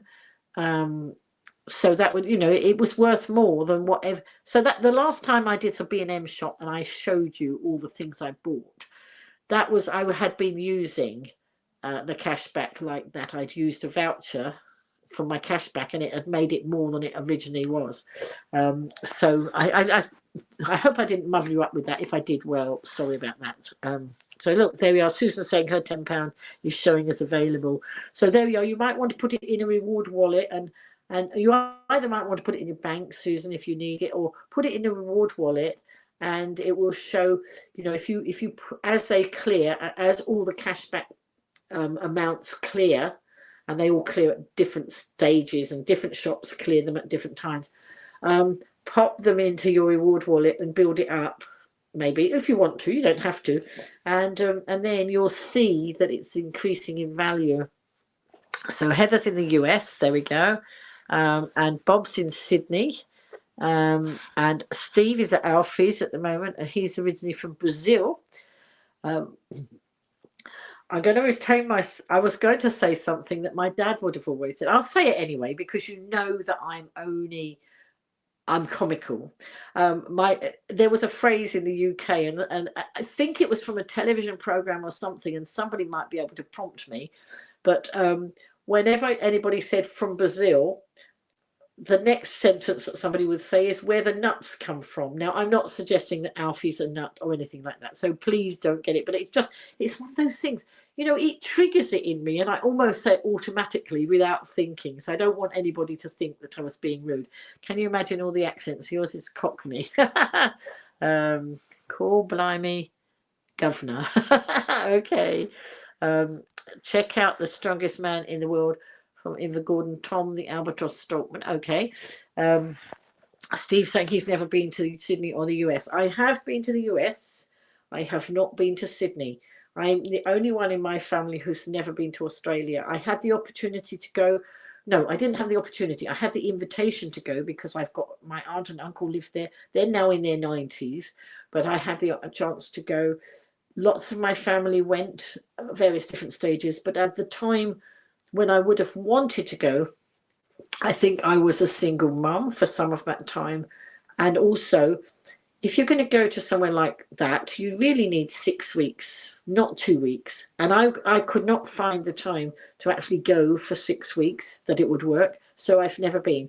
And actually now I'm more wed to not going, you know, to staying in the UK. And I haven't even got a passport. So, you know, I'm not over keen on flying, never have been.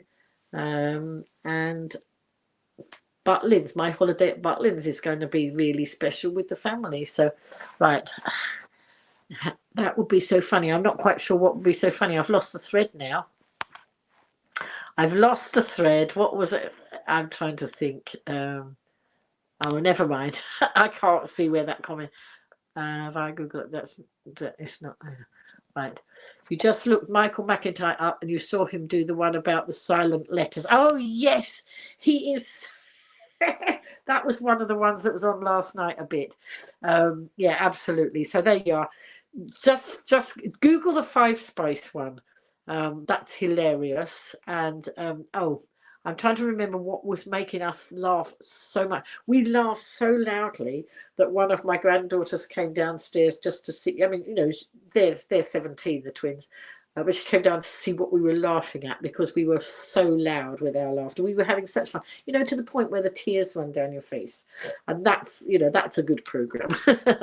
Michael McIntyre's a laugh and a half.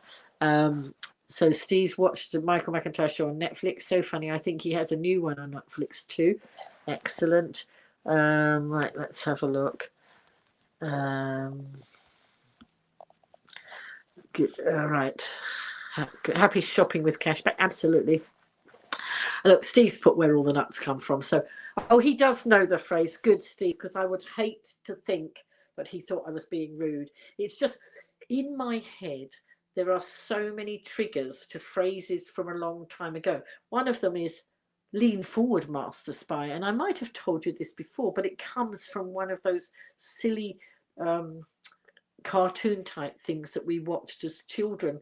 And Master Spy was this, you know, I mean, these days you shouldn't body, you know, you shouldn't talk about body image, but Master Spy was very fat, and he was with somebody in a car. Master Spy was the baddie, and he was in a car with somebody and giving chase to somebody, and somehow the car got picked up and it got, don't forget this is a cartoon, and put on the top of a church spire. and the car was rocking, you know, like it wouldn't fall down, of course. It was rocking like this. And so Master Spy was saying to the buddy, whoever was in the car with him, lean. No, he wasn't saying it. The person with him was saying, lean forward, Master Spy. So obviously the weight would move the car that way. And then as it rocked that way, he would say, lean backwards, Master Spy.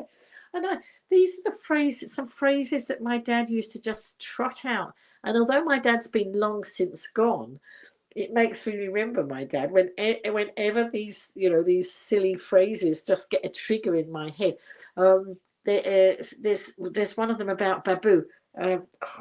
That's gone out my head now. I'm trying to think of it, but there are several like this, and it reminds me of my childhood. It reminds me of my dad. So there's a lot of love in all these things, but I hope that I never offend anybody, because I never want to offend anybody.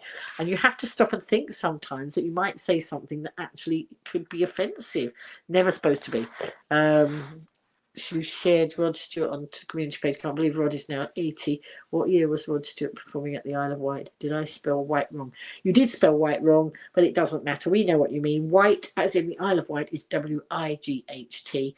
I don't know. I'm not a great music fan, and I'm not, you know, not necessarily a Rod fan, but not lots of people are, and that's fine. You know, I don't mind other people. You know, I don't have to like everything everybody else does, and they don't have to like everything I like. So, good night, Ailey. She's off to bed. You don't know Master Spy. No, it was something like, I would so love to find that on YouTube, but I wouldn't know how to. I've forgotten what. One of you might know. Somebody watching might know who that is, because the thing is, when things get on social media, I mean, I was talking about the guys on the train, wasn't I? And I now know that the guy with the big hair is Mark, partly because Steve, on the passenger assistant, told me his name was Mark. But Facebook has been pushing me in front of more and more people, and more people have seen those posts. And all of a sudden, I've got all these people watching me who I don't know, and they're all liking my page. And some of them, I found somebody today who'd commented, and they actually work at the ticket office at Fratton Station. Let's just take that comment off now. There we go. So Fratton Station is one of the ones that I go through. My trains don't always stop at Fratton, but Fratton's not far from Portsmouth and Southsea. And I think they did stop at Fratton the other day. But this guy, he said, those are my work colleagues. He'd seen some people. Yes, he'd seen the work colleagues. And I said, I don't often go through Fratton Station. So he said, well, if you do, let me know. And so I now know who this guy is. So if next time I'm travelling, if I can see that my train is going to go through Fratton, because I do go different ways depending on the prices of the tickets, I will send him a message and say, I'm coming through Fratton, wave to me or something. It's just so nice, all these people connecting with each other. It's just so lovely. So Steve's talking about Secret Squirrel. Betty Boop, as always, your favourite back in the 60s and 70s, and now it's bedtime for Ailey and her dog. Night. So what were you asking about? I was just getting Sainsbury's order in that I didn't think was coming. I don't know what. Oh, Master Spy, Susan. Did you know where Master Spy was? So I'm trying to think. It was popular. This thing would have been popular in the,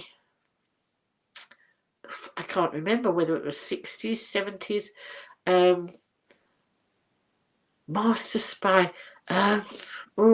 Somebody did identify not that long, last year or the year before I mentioned this, and somebody did identify what program it was, but I forgot.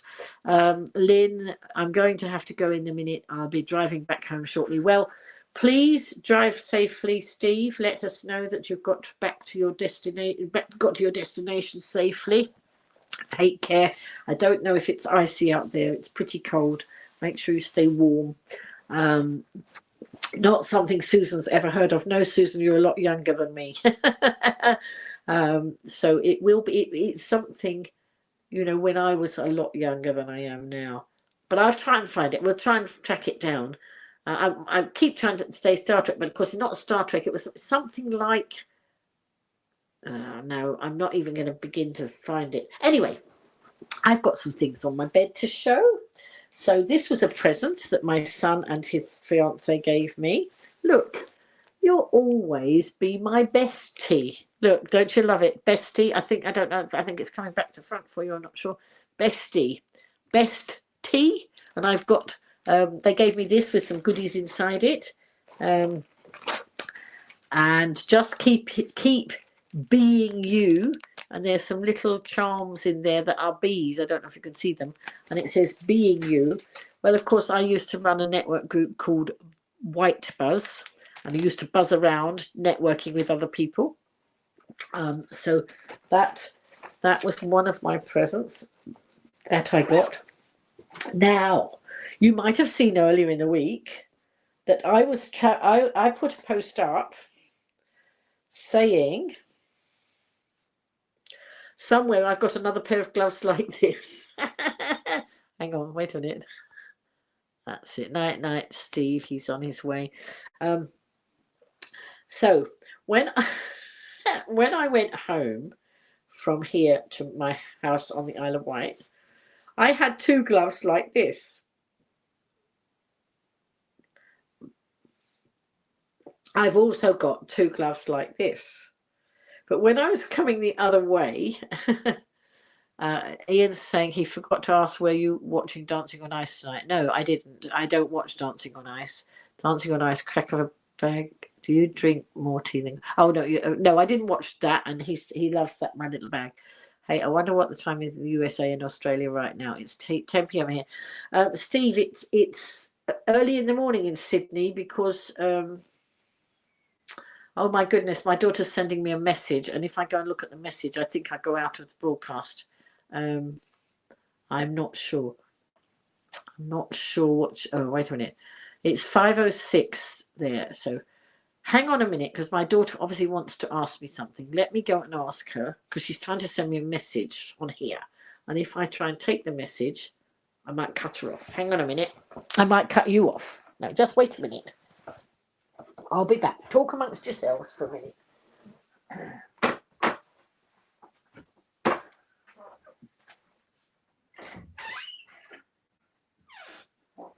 Did you want me, Tasha? Do you want me?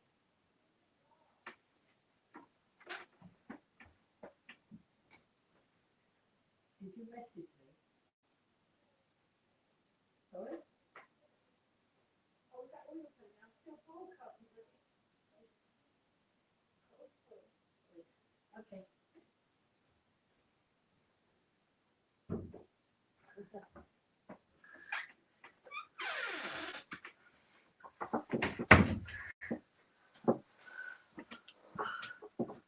I'm back.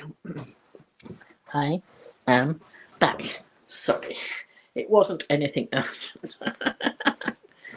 So, back to the gloves. 3 little kittens lost their mittens. Well, I went home and I had 2 gloves like this when I went home. When I was coming back the other way, all I could find was this one and this one. Now, I had 2 of each sort here. I mean, I don't care wearing odd gloves. You know, that doesn't really matter to me. What's important is I wear gloves and I keep my hands, you know, from getting frozen. Guess what? Guess what? Look, I found one. I'd left one of these here, so I've now got 2 of that one. And now I've lost the other one. Oh, yes, look, I've got 2 of this one as well. Apparently, I did have this one with me. I did have this one because I'd obviously taken to the island, and it was caught up in my things, and so I now have matching gloves. I'm not sure if I like them like this or if I prefer them as a non-matching pair. But I also have one purple one. Now I did have 2 of these. So I don't know where the other one of this is, and I don't know whether it will turn up, but it might. Who knows? As long as I've got gloves on, I don't care, because it keeps me nice and warm. Right, so that's that. There's the coaster that goes with the lovely cracking bag that Ian said. So one for each hand. Yeah, as long as I've got a glove for each hand, it doesn't matter, does it? So this where it says, "Mum, you'll always be my bestie." Look, bestie. Another little present from my son. And then on the train, when I'm traveling backwards and forwards, sometimes I knit scrubbies, and this was a scrubby I knitted coming back on the train the other day. I try not to do white cardigans and things like that in case the wool falls on the floor, and cardigans a bit more difficult to do when you're traveling. So the little things. So this is one of those scrubbies. So I knit it like that, and it's sort of that shape, and then I need to get this off the needles and stitch it round. And these are the little scrubbies I use, and they are brilliant, absolutely brilliant for cleaning the pans. And you can throw them in the washing machine. So I'll do some washing up, and then I'll throw that in the washing machine.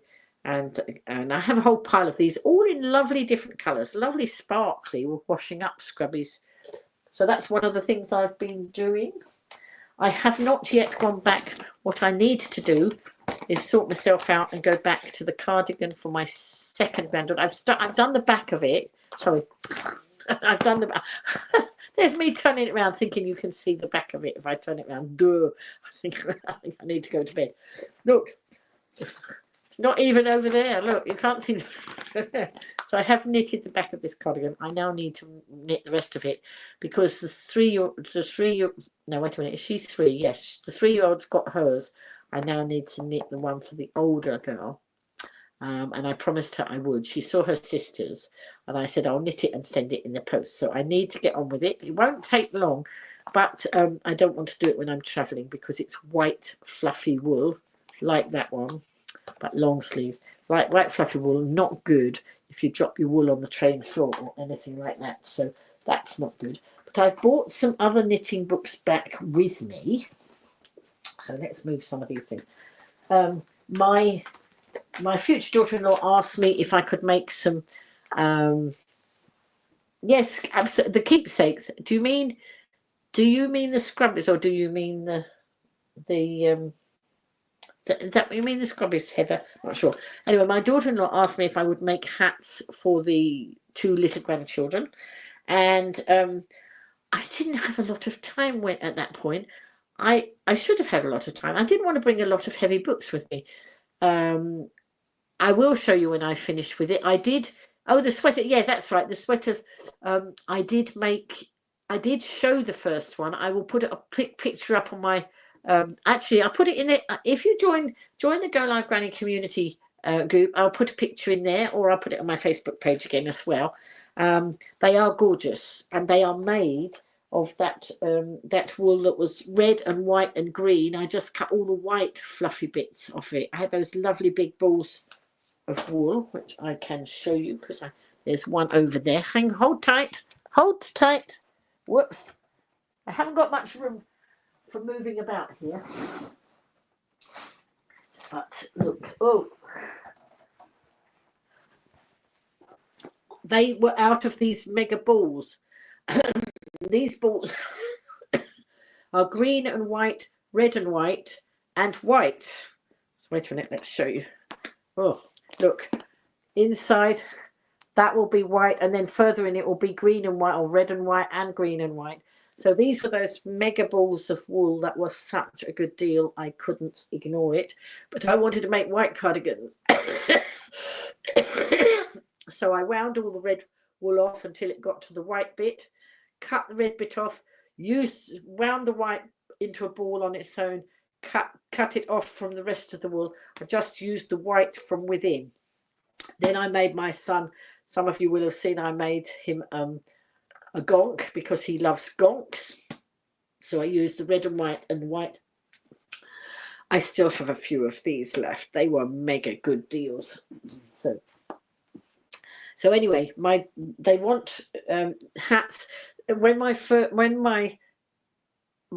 firstborn, when his daughter was born, his partner asked me to make one of those hats that had, it's a little hat and then it has that long bit with a knot on the end, and so I made that for her. And then as she grew, I then made another hat. I think I've done 2 or 3 for her. I don't think I've done any for the next one down, because of course she was wearing the other hats. So that wool is beautiful, Heather, absolutely. Ian's saying that Ailey is knitting baby loopy baby hats for charity in Central Scotland. Yes, Ailey does so much knitting for charity. That's amazing. You know, she and I both.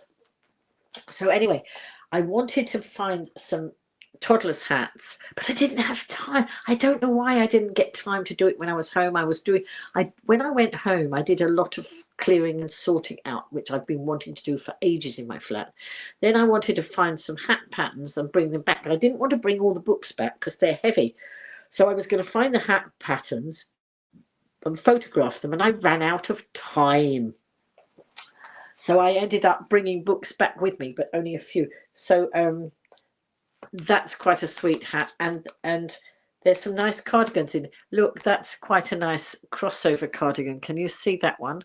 That's quite nice. There are 1 or 2 like that.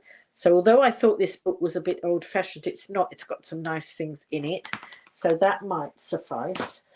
This one's a book full of monster hats, and a lot of these books I bought. Forgotten the name of it. Somebody might be able to prompt me, but not unless you're knitters in here. No, you don't have to be knitters. In the UK, there's a company that sells second-hand books, and I've managed to get some amazing books. Some of them almost new at very, very reasonable cost, and a lot of these knitting books came from that, and I've forgotten what it's called because I haven't used it for a while. I've got so many books, I decided to stop buying. And then this one, Cool Knits for Kids. So these are almost, you know, hardly used, some of these books. So this was a £15 book, and I would have bought it no, not eBay. It's not eBay, Susan. It's I don't know if it was called The World of Books or something like that. I think it might have been called The World of Books. And I don't think I even paid postage on them. You know, it's such a good deal. And I bought loads of books. So anyway, there's 1 or 2 there. So I bought them. I had hoped that I could photograph the patterns, but I just ran out of time, so I had to stick the books in as well. So I made my luggage heavier than it was. This was the book I bought recently. I treated myself to this book recently. This is Robin Octopus and Friends. Look at that amazing octopus. And there's a baby one inside. And there's seahorse. Oh, look, there's unicorn and seahorses in here. This looks an amazing book. This is, you can get to them via eBay and Amazon, possibly now. Nice comment from you, Lynn. Yes, you do wonderful yourself, Lynn, with the knitting. Thank you. So this was one I bought recently because one of the charities on the island loves octopuses or octopi or whatever you say as the plural of octopus. And you will have seen that I'd done 1 or 2 octopi before Christmas that I sent off to that charity. And I just thought I'd write, this one is actually much more like an octopus. The other ones were sort of more caricature octopus. But I thought I'd do this. And then I saw the seahorse. And then my daughter's looking at this with me. I am so proud of my daughter because she's never been a knitter. And of course, if you've been watching me this last week or so, you will see I've gone heavily into knitting tiny little hats, which I'll show you in a minute. Even though we're almost at the 2 hours, I don't mind carrying on a bit. So,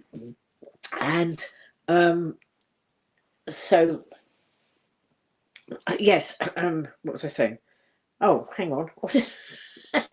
Really proud of my daughter, that's right, because I've started making the smoothie hats for charity, and she's picked up her knitting needles and she's doing them, and it's amazing. And I even told a fib online. I put a picture of my smoothie hats I'd made, and I suddenly realized that one of the ones I was claiming was actually one of hers, and I had to say, oh no, that's not mine.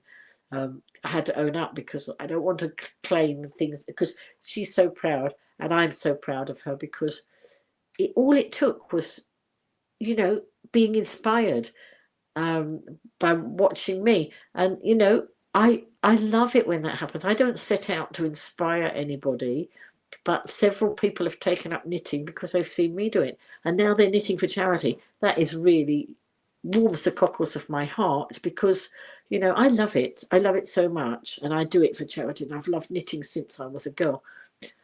And I know how relaxing and how good for my mental health that is.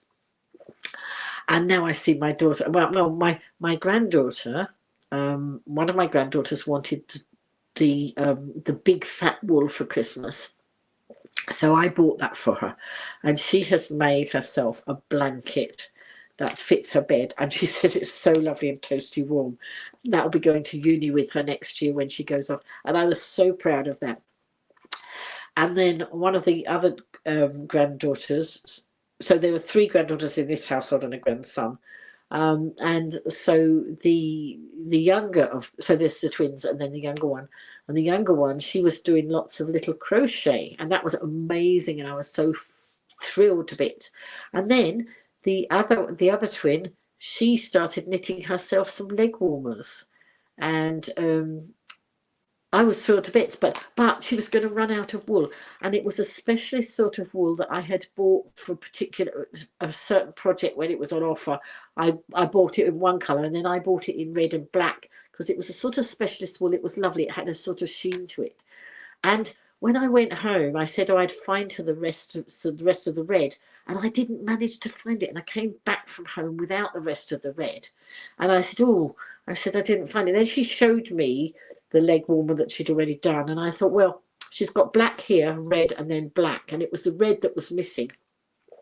And I thought, well, she could undo that bit and undo a bit of the red, because she'd got some red. She could undo a bit of the red and then knit more black. Then she would have enough red from there to finish this one. Anyway, this is the spare room in my daughter's house, and I've got lots of bags in here of wool and everything else, and I found it. I found some. I didn't think I'd got any with me, and I found it, and I've given it to her. So I could have spent hours looking for it and not finding it, and I didn't spend hours because I didn't have time. Anyway, so she can finish off her leg warmer.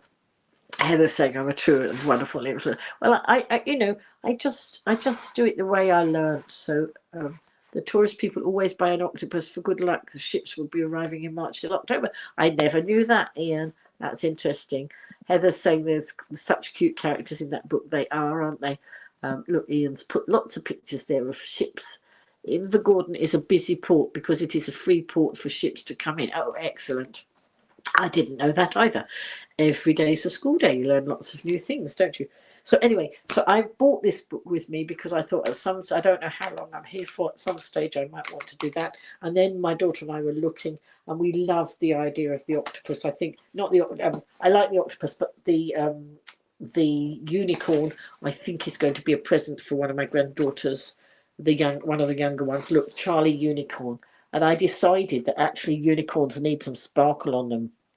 So we decided that probably the hooves, the hooves and the horn would be in shiny wool if I was going to make those.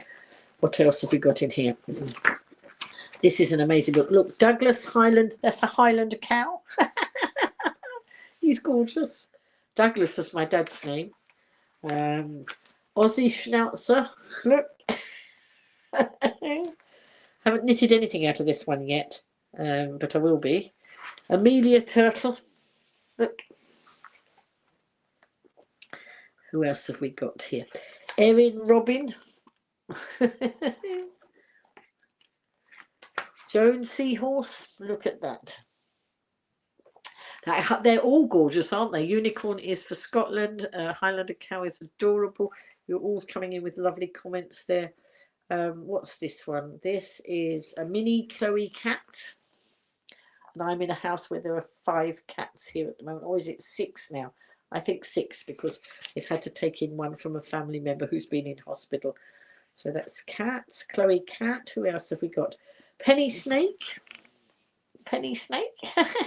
I made a lovely snake last year for one of the prizes for the Ride Carnival tombola, so that was fun. Let's have a look. Annie Hippo. This really is a lovely book. And then we've got a puffin. Wait a minute, let's see. Patrick Puffin. And who's this? This is a David. I wonder how they chose the names. David Orangutan. He's quite fun. And oh, these rabbits. I love the rabbits.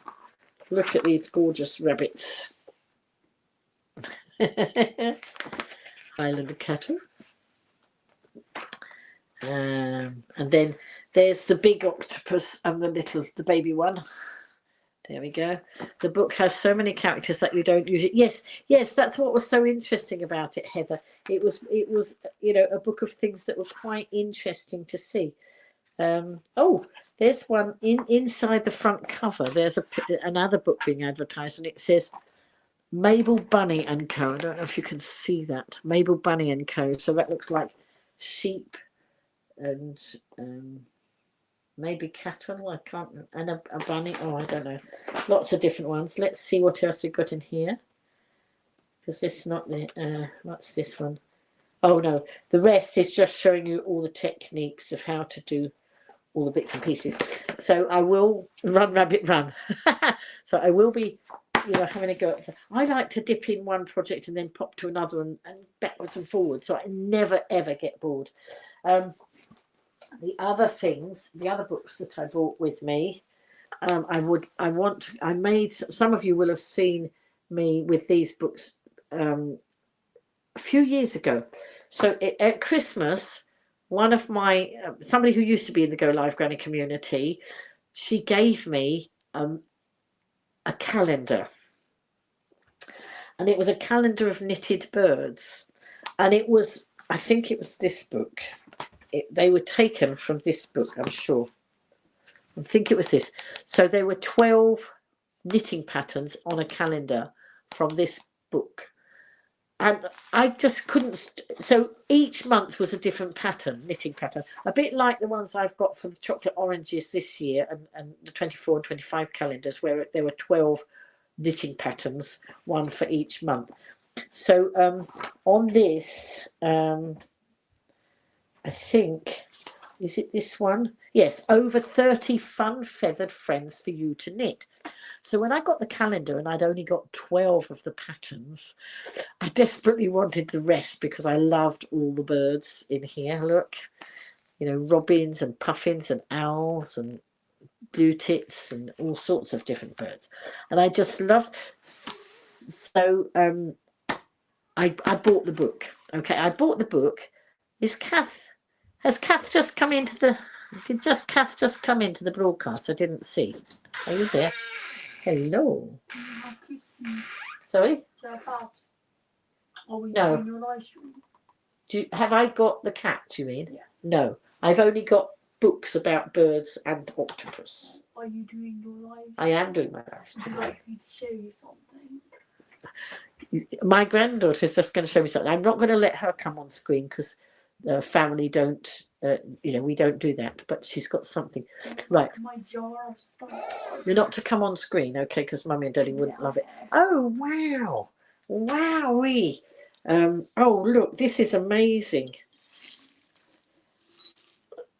Look, it's a whole jar in here. Mummy and I have eaten the gherkins. I want a gherkin jar because I've got things to put in it. And these, look, you'll have to show me how to make these. Look, I don't know. Whoops, I don't know if you can see. Whoops, they are tiny. Oh dear, I can't hold them very well. How can I show them? They're tiny little stars. Look what she's made. That's amazing. This is the young lady who's made the beautiful gummy bears. Have you got any more gummy bears to show? I suppose so. She made this is the one who made the gummy bears out of the wool that I gave her at Christmas. Hello, Kath, if you've come in the broadcast. I don't know whether you're here or not. I can see that Ian saying Happy New Year, but I didn't see you come in. Look, so she's got this whole lot. You'll have to show me when we're not on camera. This is my crochet bag. So this is paper, isn't it? She's made them out of paper. They're so tiny. I'm having a job. So there's loads of them in that jar. Okay. And let's put, so look how many she's done. I didn't even know she'd done these. I've not seen these before. She just heard me live streaming and she just wanted to show. So she's now bag. Oh, now look, she's bought me a bag of crochet. My good, oh wow, this is amazing. That's only got one eye. Doesn't matter, you haven't finished it. So you can, we have a frog that's got one eye, but that's okay, because you can either have one eye like some people do, or you can put a second eye on if you want him to have a second eye. It doesn't matter. You know, some people don't have two eyes, do they? I saw somebody the other day who only had one. Okay, so all right, that's fine. And then this is a gummy bear. Have I got it the right way up? Yeah. There's a gummy bear, look. Soon be haggis time, says somebody. They're in Scotland, the people talking on here. And then, wow. That was the first ever one I did. This was the first one she did. Now, you might recognise that wool, folks, because that's like one of these balls of wool. There, look. So that's amazing, isn't it? You know, they really, and bearing in mind, they haven't, she and her sisters, they haven't been doing a lot of crocheting and knitting, but they're really doing very well. My friend Heather says, so well done. Thank you, Heather. Sorry? What do you say? Thank you, Heather. She's saying thank you, Heather. Yeah, she says, wow, paper. You'll have to show me. But I don't know whether you should show me now, because I think you ought to be in bed, oughtn't you? Isn't it past your bedtime? I think it is. Let's... So there's another gummy bear, look. She made gummy bears and my little grandchildren took them away. Yeah, that was little mini strips. Oh, right. So she's made them. She's made the stars out of mini strips. And I haven't seen her doing this. So I'm going to ask her for a demonstration, but not tonight, because you really need to get to bed soon. But I haven't shown them all yet. Look, there's another gummy bear. And this was amazing. So this is what inspired me to bring my knitting, my bird books. Look, she crocheted this this little little birdie. It's gorgeous, isn't it? And did we order those? Yes. That was on my Christmas list. Oh yes, on her Christmas list, she wanted these little eyes so that she could do these things. So that was nice, wasn't it? Adorable birdie, she said. That's my friend Heather in America. And that is... Have I got the right way up? All of the little ones are like gummy bears. Another gummy bear? All of these are gummy bears now, look. And gummy bears don't have eyes, do they? Because I thought, where are their eyes? And she said, gummy bears don't have eyes, Granny. So Granny's got lots of things to learn. So there we go. Look at all these gummy bears. So I'm going to put those back. I'm going to give them back to her. And now, bedtime, young lady. I don't even know what the time is, but it's quite late, isn't it? You've got school tomorrow. Go to bed. But that's wonderful. Tomorrow, I would like you to show me how to make those stars. Okay. Did the cat go out? I didn't see the cat come in. Did you let the cat in? I thought let the cat out of the bag. All right, thank you. Gummy bears don't have eyes. So Heather, you know, I didn't even know that. I wasn't up with it. I just wondered why they haven't got eyes. Anyway, I'm very proud of her. Thank you, Susan. I'm very proud of her because that's really good for her. And the fact that I showed them to you, I think that will give her a lot of confidence. You know, that's something I'm very proud of her. But I don't get a lot of communication with her a lot of the time. But that's amazing, and I think that will do really well. And the fact that you were saying how nice it was, that will be a real confidence boost for her. So thank you, folks, for that. And then my daughter's confidence is brimming with the smoothie hats. Now, this and this were knitted by my daughter. And this was the one that I stole and thought was mine. I knew that one wasn't, but that one I'd put with mine. So these are smoothie hats. So here in the UK, we have something called the Big Knit. And the company that makes the smoothie drinks, and I don't know whether smoothie drinks are just UK or whether they beyond that, but in the UK we have the smoothie drinks. You know, they are fruity drinks. And years ago, they they set up a fundraiser where they asked people to make little hats to go on the smoothie bottles. So this is not a smoothie drink. This is a drink that they gave me on the train the other day. But you know, the hats go on the bottles. And then when the campaigns are on, they sell the bottles of smoothie, Innocent's the company, the brand, Innocent Smoothies. They sell them with little hats on. Now, some of them will be little hats with bubbles. Some of them will be all sorts of different things. At the moment, I'm making bubble hats. You can see there are no bubbles on them at the moment. That's because I haven't found my bubble maker. It's in here somewhere. And I wanted to make lots of hats. So I've been making the hats. But this is my daughter's hat that she made. And this is another one that she made. And we've got in here, I've got a bag with lots of tiny bits of wool, the tiny, tiny ends of wools. And they are fantastic when you're making the smoothie hats. So, you know, you only need tiny little bits of wool. So those are the two my daughter did. Let's put those down there. And so the other day on social media, I saw that, so Innocent Smoothie sets campaign up working with Age UK. Age UK is a national charity that does fundraising to support people in later life like me, and so they Innocent said that they would give 25p for each hat. So when they go on the bottles and they sell them, the bottles are sold they were being sold for an extra 25p, and all those 25p's mounted up to make thousands of pounds for Age UK, which is a national charity. So years ago, I would make lots of these little hats and send them. I package them up and post them to the central office. Then I found out that if these hats went to Age UK Isle of Wight, the money would stay on the island to be used for older folk on the island. And of course, you know, I would rather it stayed locally where I was, you know, and make sure it's doing some good in my area. And so I started doing that, and I encouraged other people because, you know, it's fun to join in these things and people love it. So I was knitting lots of these, and originally I would knit just bobble hats because these are so quick to make and the bobbles are very quick. I've got a little bobble maker, they're very quick to make, and I could make more of these than I can of the fancy ones in the time. So I thought, oh, you know, they'll get more money.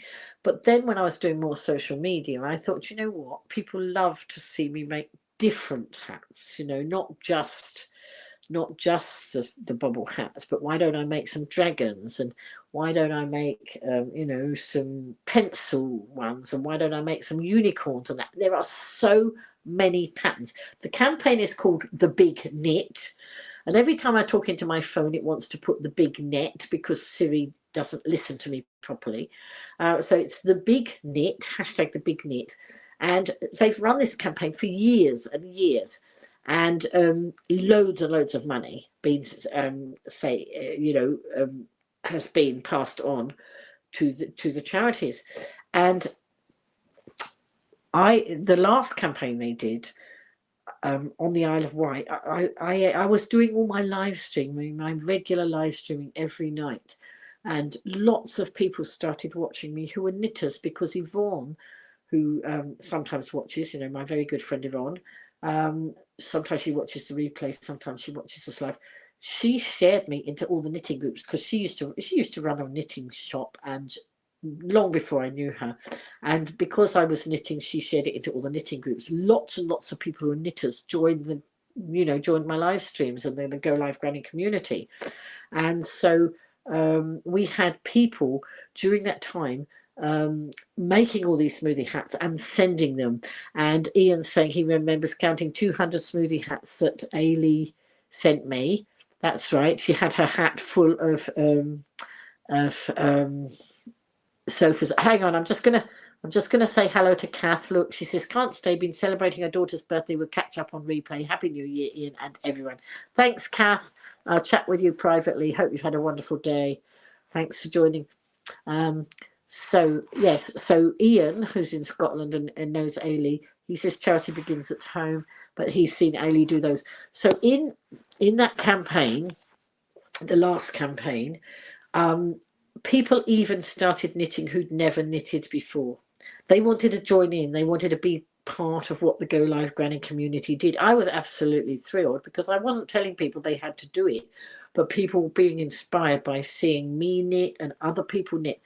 And there's a wonderful picture of a shape of the Isle of Wight with smoothie hats in it and smoothie hats all around the bottom. Now, that is actually my photograph, and that was the GoLiveGranny community hats.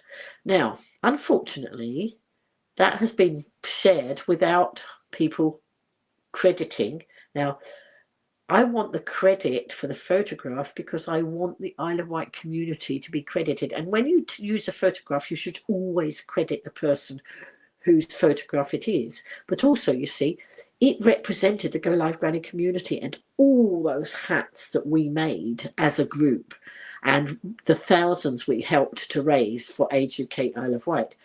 So I thought, somebody, who was it? Laura, yeah, one of the GoLiveGranny community followers, she tagged me the other day. She saw the announcement for the big knit on the County Press, which is the one of our local papers, and they'd put it up, but it said photograph supplied. So I got in touch with them and said, actually, that's my photograph, and I'd really like you to put what I was trying to do was get more publicity for the campaign. So the guy I spoke to, he said he changed it there and then, and it now has my name on it. But, I said, there's more of a story there. It's, it's not just about the picture. It's about all those people who knitted all those hats in that picture. And so he actually said, well, write a story and send it in. Because we had somebody who started knitting who had never knitted before. And her hats were in the original picture. They've cropped the picture down because the picture was of the Isle of Wight shape. Loads of all the hats that were made that went off to the campaign, and me and Yvonne and Paula, who was part of the Age UK, the one who told me that if I gave the hats to Age UK, the money would stay on the island. So we were all in the original picture. They've cropped it down, so they've cropped somebody's cropped the picture so that not all the hats are in it, and that makes me a bit sad, because the bottom part of the picture that's been cropped off had 50 hats made by somebody who'd never knitted before. And those, hi Elizabeth, nice to see you. And on the day that I was going to do that photo shoot, I've managed to borrow that big shape of the Isle of Wight to put all the hats in. And I knew that the person who'd knitted those last 50 hats had sent the parcel to me. I was going to do the photo shoot, and then I was going to take all the hats down to Age UK office, where they have to count and verify them all before they send them off to the central charity. And so it means a lot to me, that picture, and it really should be that people credit. So Age UK had started to use, Age UK Isle of Wight started using it as their own. And I, when this first happened, and I sent to them, because, if ever you want to share somebody's photograph, share it, but make sure it's okay that you tag who it was from. I've got my brother was a professional photographer, and he would always want his work credited. I'm not a professional photographer, but I get it. And my son does professional photography as well. And it is important that people credit and don't take it as their, as their own. Anyway, I'm now trying to get hold of Isle of Wight Radio, because they've also put it up there. I mean, it's not their fault. They've been sent it by Age UK Isle of Wight. When I first saw it being used, years ago when it first went up, I did get in touch and say, please use the photograph, but please credit where the photograph came from. Well, that message, obviously, I mean, I don't want to knock the charity that I'm knitting for, right? Because I'm making all these for that charity. But I want the story of all the people who have knitted for that charity. I want that to be out there, and I want the photograph of their work tagged and, back to the GoLiveGranny community. So tomorrow I've got to get in touch with Isle of Wight Radio and Age UK Isle of Wight and say, please, can you do this? Because that's, I think you can understand where I'm coming from. I hope you do. It's not all about me having my name on a photograph at all. Right. Ian says he remembers me making the Loch Ness Monster smoothie hats. Yes, we'll be going on to do some of those. Elizabeth's in. Do you remember Aileen knitting all the traffic lights for you? Absolutely, yes. So we had all these different hats. So I have now done, I think I've either done 18 or 20. So they're going to have bubbles on them. But these are all with the little scraps of wool that I have in a bag over here, or some of them are bigger than scraps. So 1, 2, 3, 4, 5. They're so quick to make these as well. 6, 7, 8, 9, 10, 11, 12, 13, 14, 15, 16. Did I show that one? 17. I think there's another one somewhere of mine. I can't find it now. Probably sitting. Oh yes, 18. And then my daughter's got these two, but she's done some more. So I'm so proud of seeing my daughter. She's even been knitting them when I've not been, I mean, she's growing in confidence with her knitting, which is wonderful. And she's now doing it when I'm not there. If she gets a mistake, she brings it to me. But it's just wonderful to see that around me. I've got knitters and crocheters now, and it will live on after I'm not here. They are so colourful, aren't they? Why were the babies' hats called traffic lights? The traffic light hats, those are for the prem babies in hospital. And so they can identify quickly which babies are the ones that need the most care.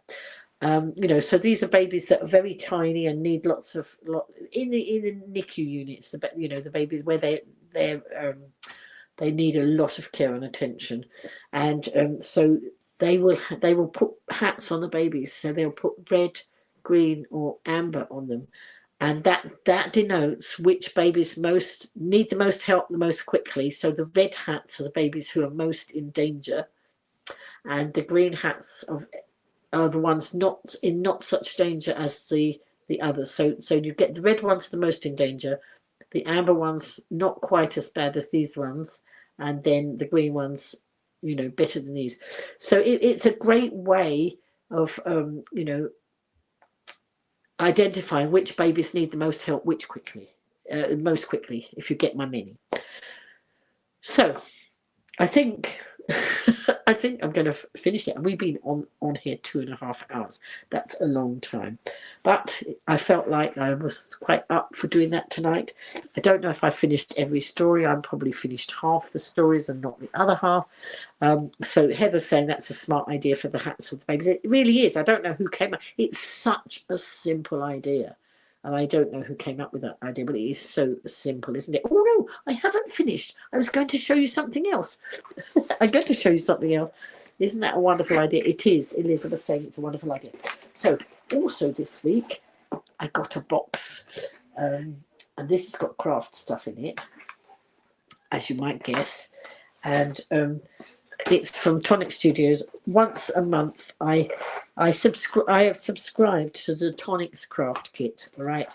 And once a month, I get a box like this with some wonderful goodies in that are worth a lot more than I pay for the box. So I'm more than happy to do that. So let me show you what came in this one. So this, every 3 months, they give you a folder, right? So every time you get so three boxes, and the things come in a folder like this. Okay, so in here there are some dies that can go through the die cutter. Look, and this time it's hearts ready for Valentine's. Look, so it's hearts in there, and they will make up various things like that. And I've seen some lovely little gift boxes. I've been looking on YouTube at the tutorials. Lynn, how can I start crafting? I need to do something. I feel like I'm losing my mind at the minute. Right, Elizabeth, message me and let's have a private conversation, and I will get you on the road to crafting. Oh, Heather's just got hers as well. So I enabled Heather to subscribe to Tonic too. Well, you know, we did follow another company, but you know, we decided that was not where we wanted to spend our money anymore, and we wanted to be valued as crafters, and we swapped allegiance. And Tonic, I mean, I don't buy nearly as much stuff as I used to before, because you know, I've got so much I haven't used yet. But I decided to subscribe to Tonic. So in this one, you get the dies. And what else I've got? I think that's right. That's the dies in there. And I did a silly thing. So you get a folder once in 3 months, and the folder they give you little stickers to go down the side of what's in the folder. So there will be 3 months of dies in the folder. But I did a stupid thing. I put my sticker on the front of the folder instead of on the front of the kit that it belonged to. But you know, that's just because I wasn't concentrating, but never mind. So I've got in here are some, I think these are like transfers or rub-ons. I think they are. I'm not quite I haven't investigated it yet, so let's have a look. Let's say what it is. Oh, so Hearts in Bloom die set, Hearts in Bloom adhesive sheets. So that's what these are, adhesive sheets with hearts on. And then you get foil fusion. Oh, let me show you the foil. So these are rolls of foil that can be used, fused onto the cards. I haven't quite investigated how I do that. I need to watch the tutorials. What else have I got in here? Foil fusion. And then there's card. There's some lovely card. Look.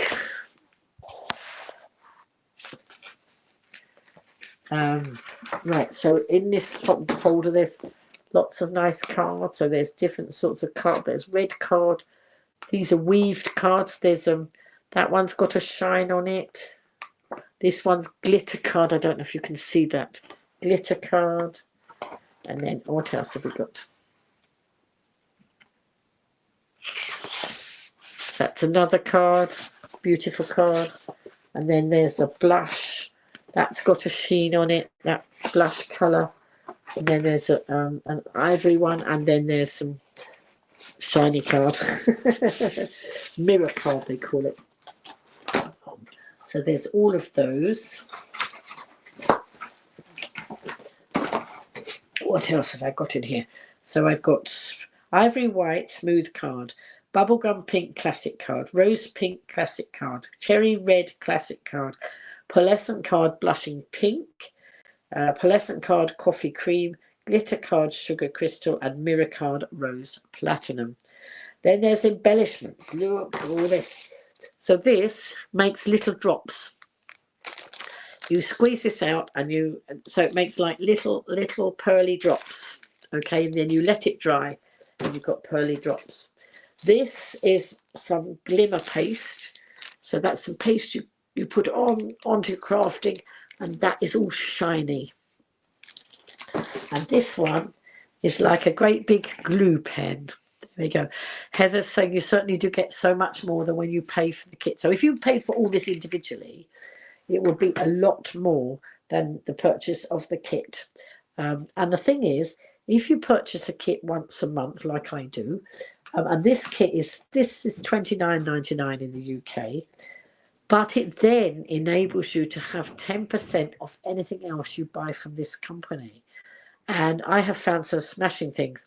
I've just ordered, and I'll show you when it comes, because we've got a wedding in our family soon. And there's a bridal, it's a like a bridal bandstand, with a bride and groom in like a bandstand. And I had to buy it, you know, because I think I'm going to make it as a gift box to give to the bride and groom. You know, or it would be wonderful for decorations if anybody wanted that sort of thing at their wedding. So that was amazing. And I got 10% off of that because I'm a subscriber to this kit. It says you've been following for 5 years. Ailey must be following you for longer. Very nice card. You made 400 Christmas gift cards with ribbons attached for the Christmas charity you cut up. Oh, excellent. That's wonderful, Ian. Well done. And Heather said that she's ordered the bridal, the same bridal kit that for her brother's wedding in April for the same reason. Excellent, Heather. Well, we'll have to compare notes. So I'm looking forward to that coming, to the bridal gift box. That will be wonderful. And there was something else. Oh, I'm just going to order a couple of things off of Craft Stash. And Craft Stash, of course, with Craft Stash, I'm a VIP member, so I pay $9.99 a year, and that gives me 10% off of anything I buy from them. And Heather says she can't wait to see what I do with mine. Well, I have you watched the tutorials yet, Heather? Because I was watching the tutorials the other day. There's another one I want to buy, and it's still available. So sometimes these things go out of stock very quickly. But Heather, have you seen the little? It's a tricycle with flowers all over it, which I thought would be wonderful decorations for something like a wedding or that sort of thing. So I might treat myself to that as well. But oh yes, Heather watches Ruth Hamilton. I do. Ruth Hamilton does demonstrations, and she does tutorials using the kits for Tonic Studio. She's one of their demonstration team and the designers. So it's lovely to see. And she's got a lovely voice, and I love watching and listening to her. Heather said she did see the bike. It's so cute. So I'm going to see about that. And then, as I say, on Craft Stash, I'm a VIP member, so I pay $9.99 a year, and that lets me have 10% off anything I buy from them.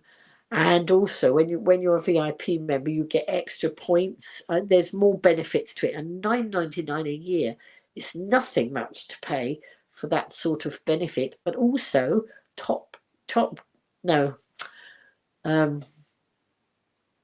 Craft Stash is also. I also get top cashback with it, even better. So, you know, but I have cut down a lot of I don't buy nearly as much as I used to buy, but there's still those things that really pique my interest and keep me interested.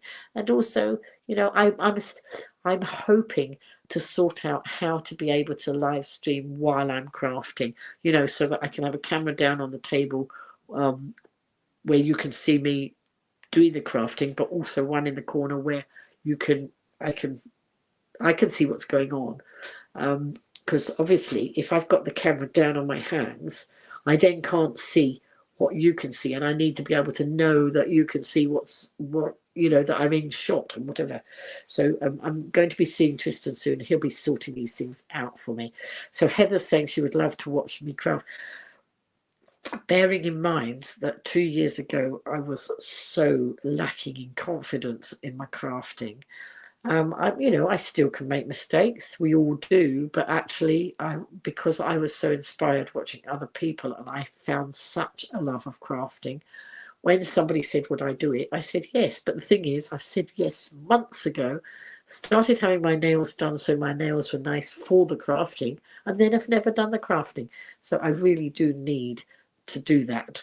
But for now, I think what I need to do is finish up the video. I need to just have a bit of wind down time and get myself a drink, because we have been chatting together for 2 hours and 38 minutes.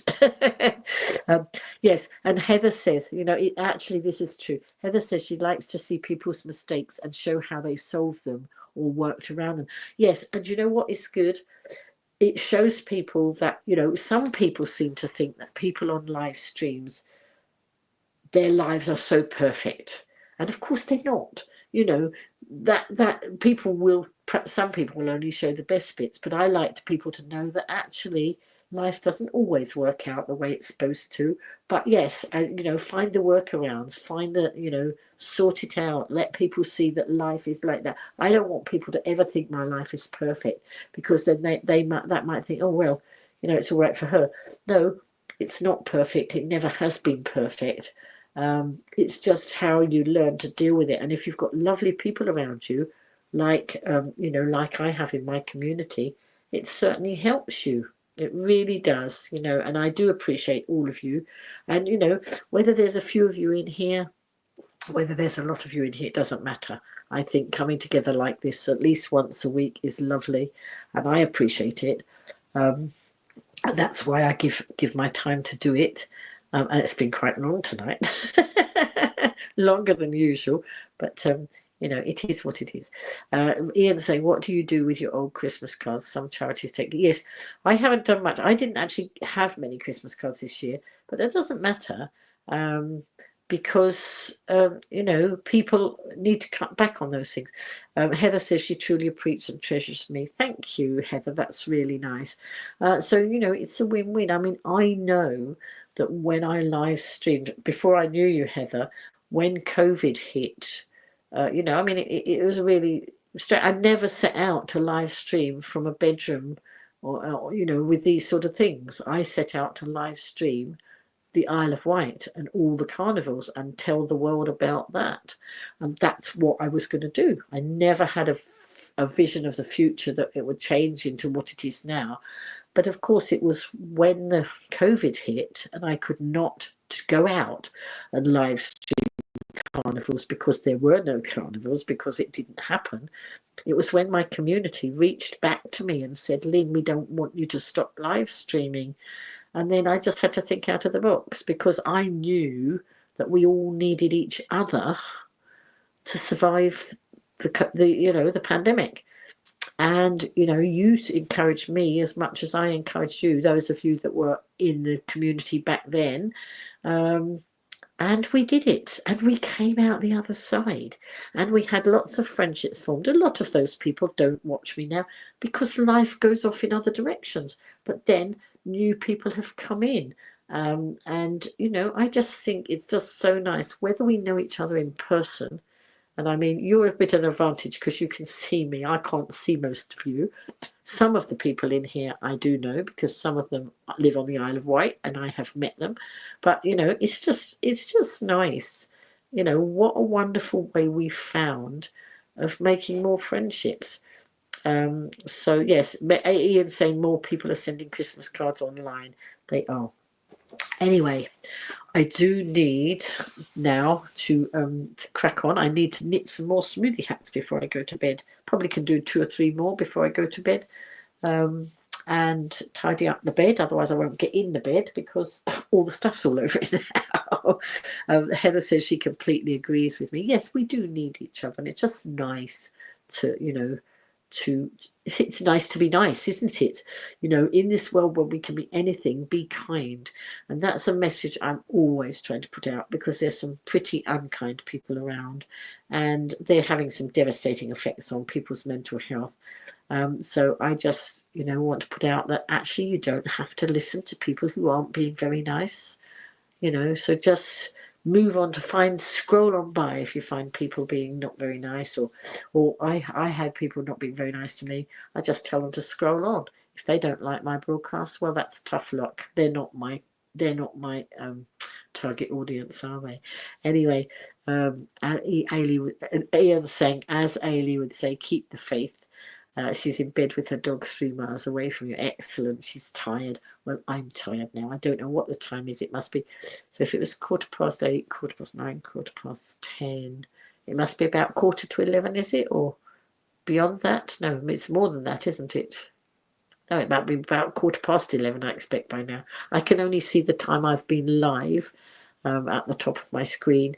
I can't see what the time itself is. I should have a little clock in here, I think. I'll get myself on. For now, I'm going night-night. Thank you so much for all your lovely comments. Thank you for interacting.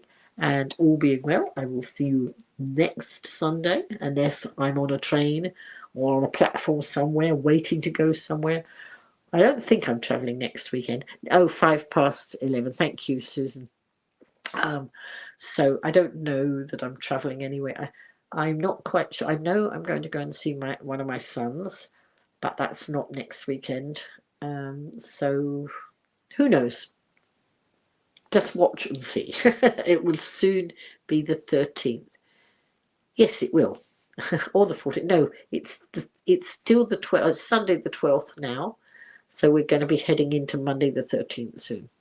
Anyway, night for now. I've chatted far too long. I need to go. I need to get a drink. I need to chat to any of the family members who are still up. Bye.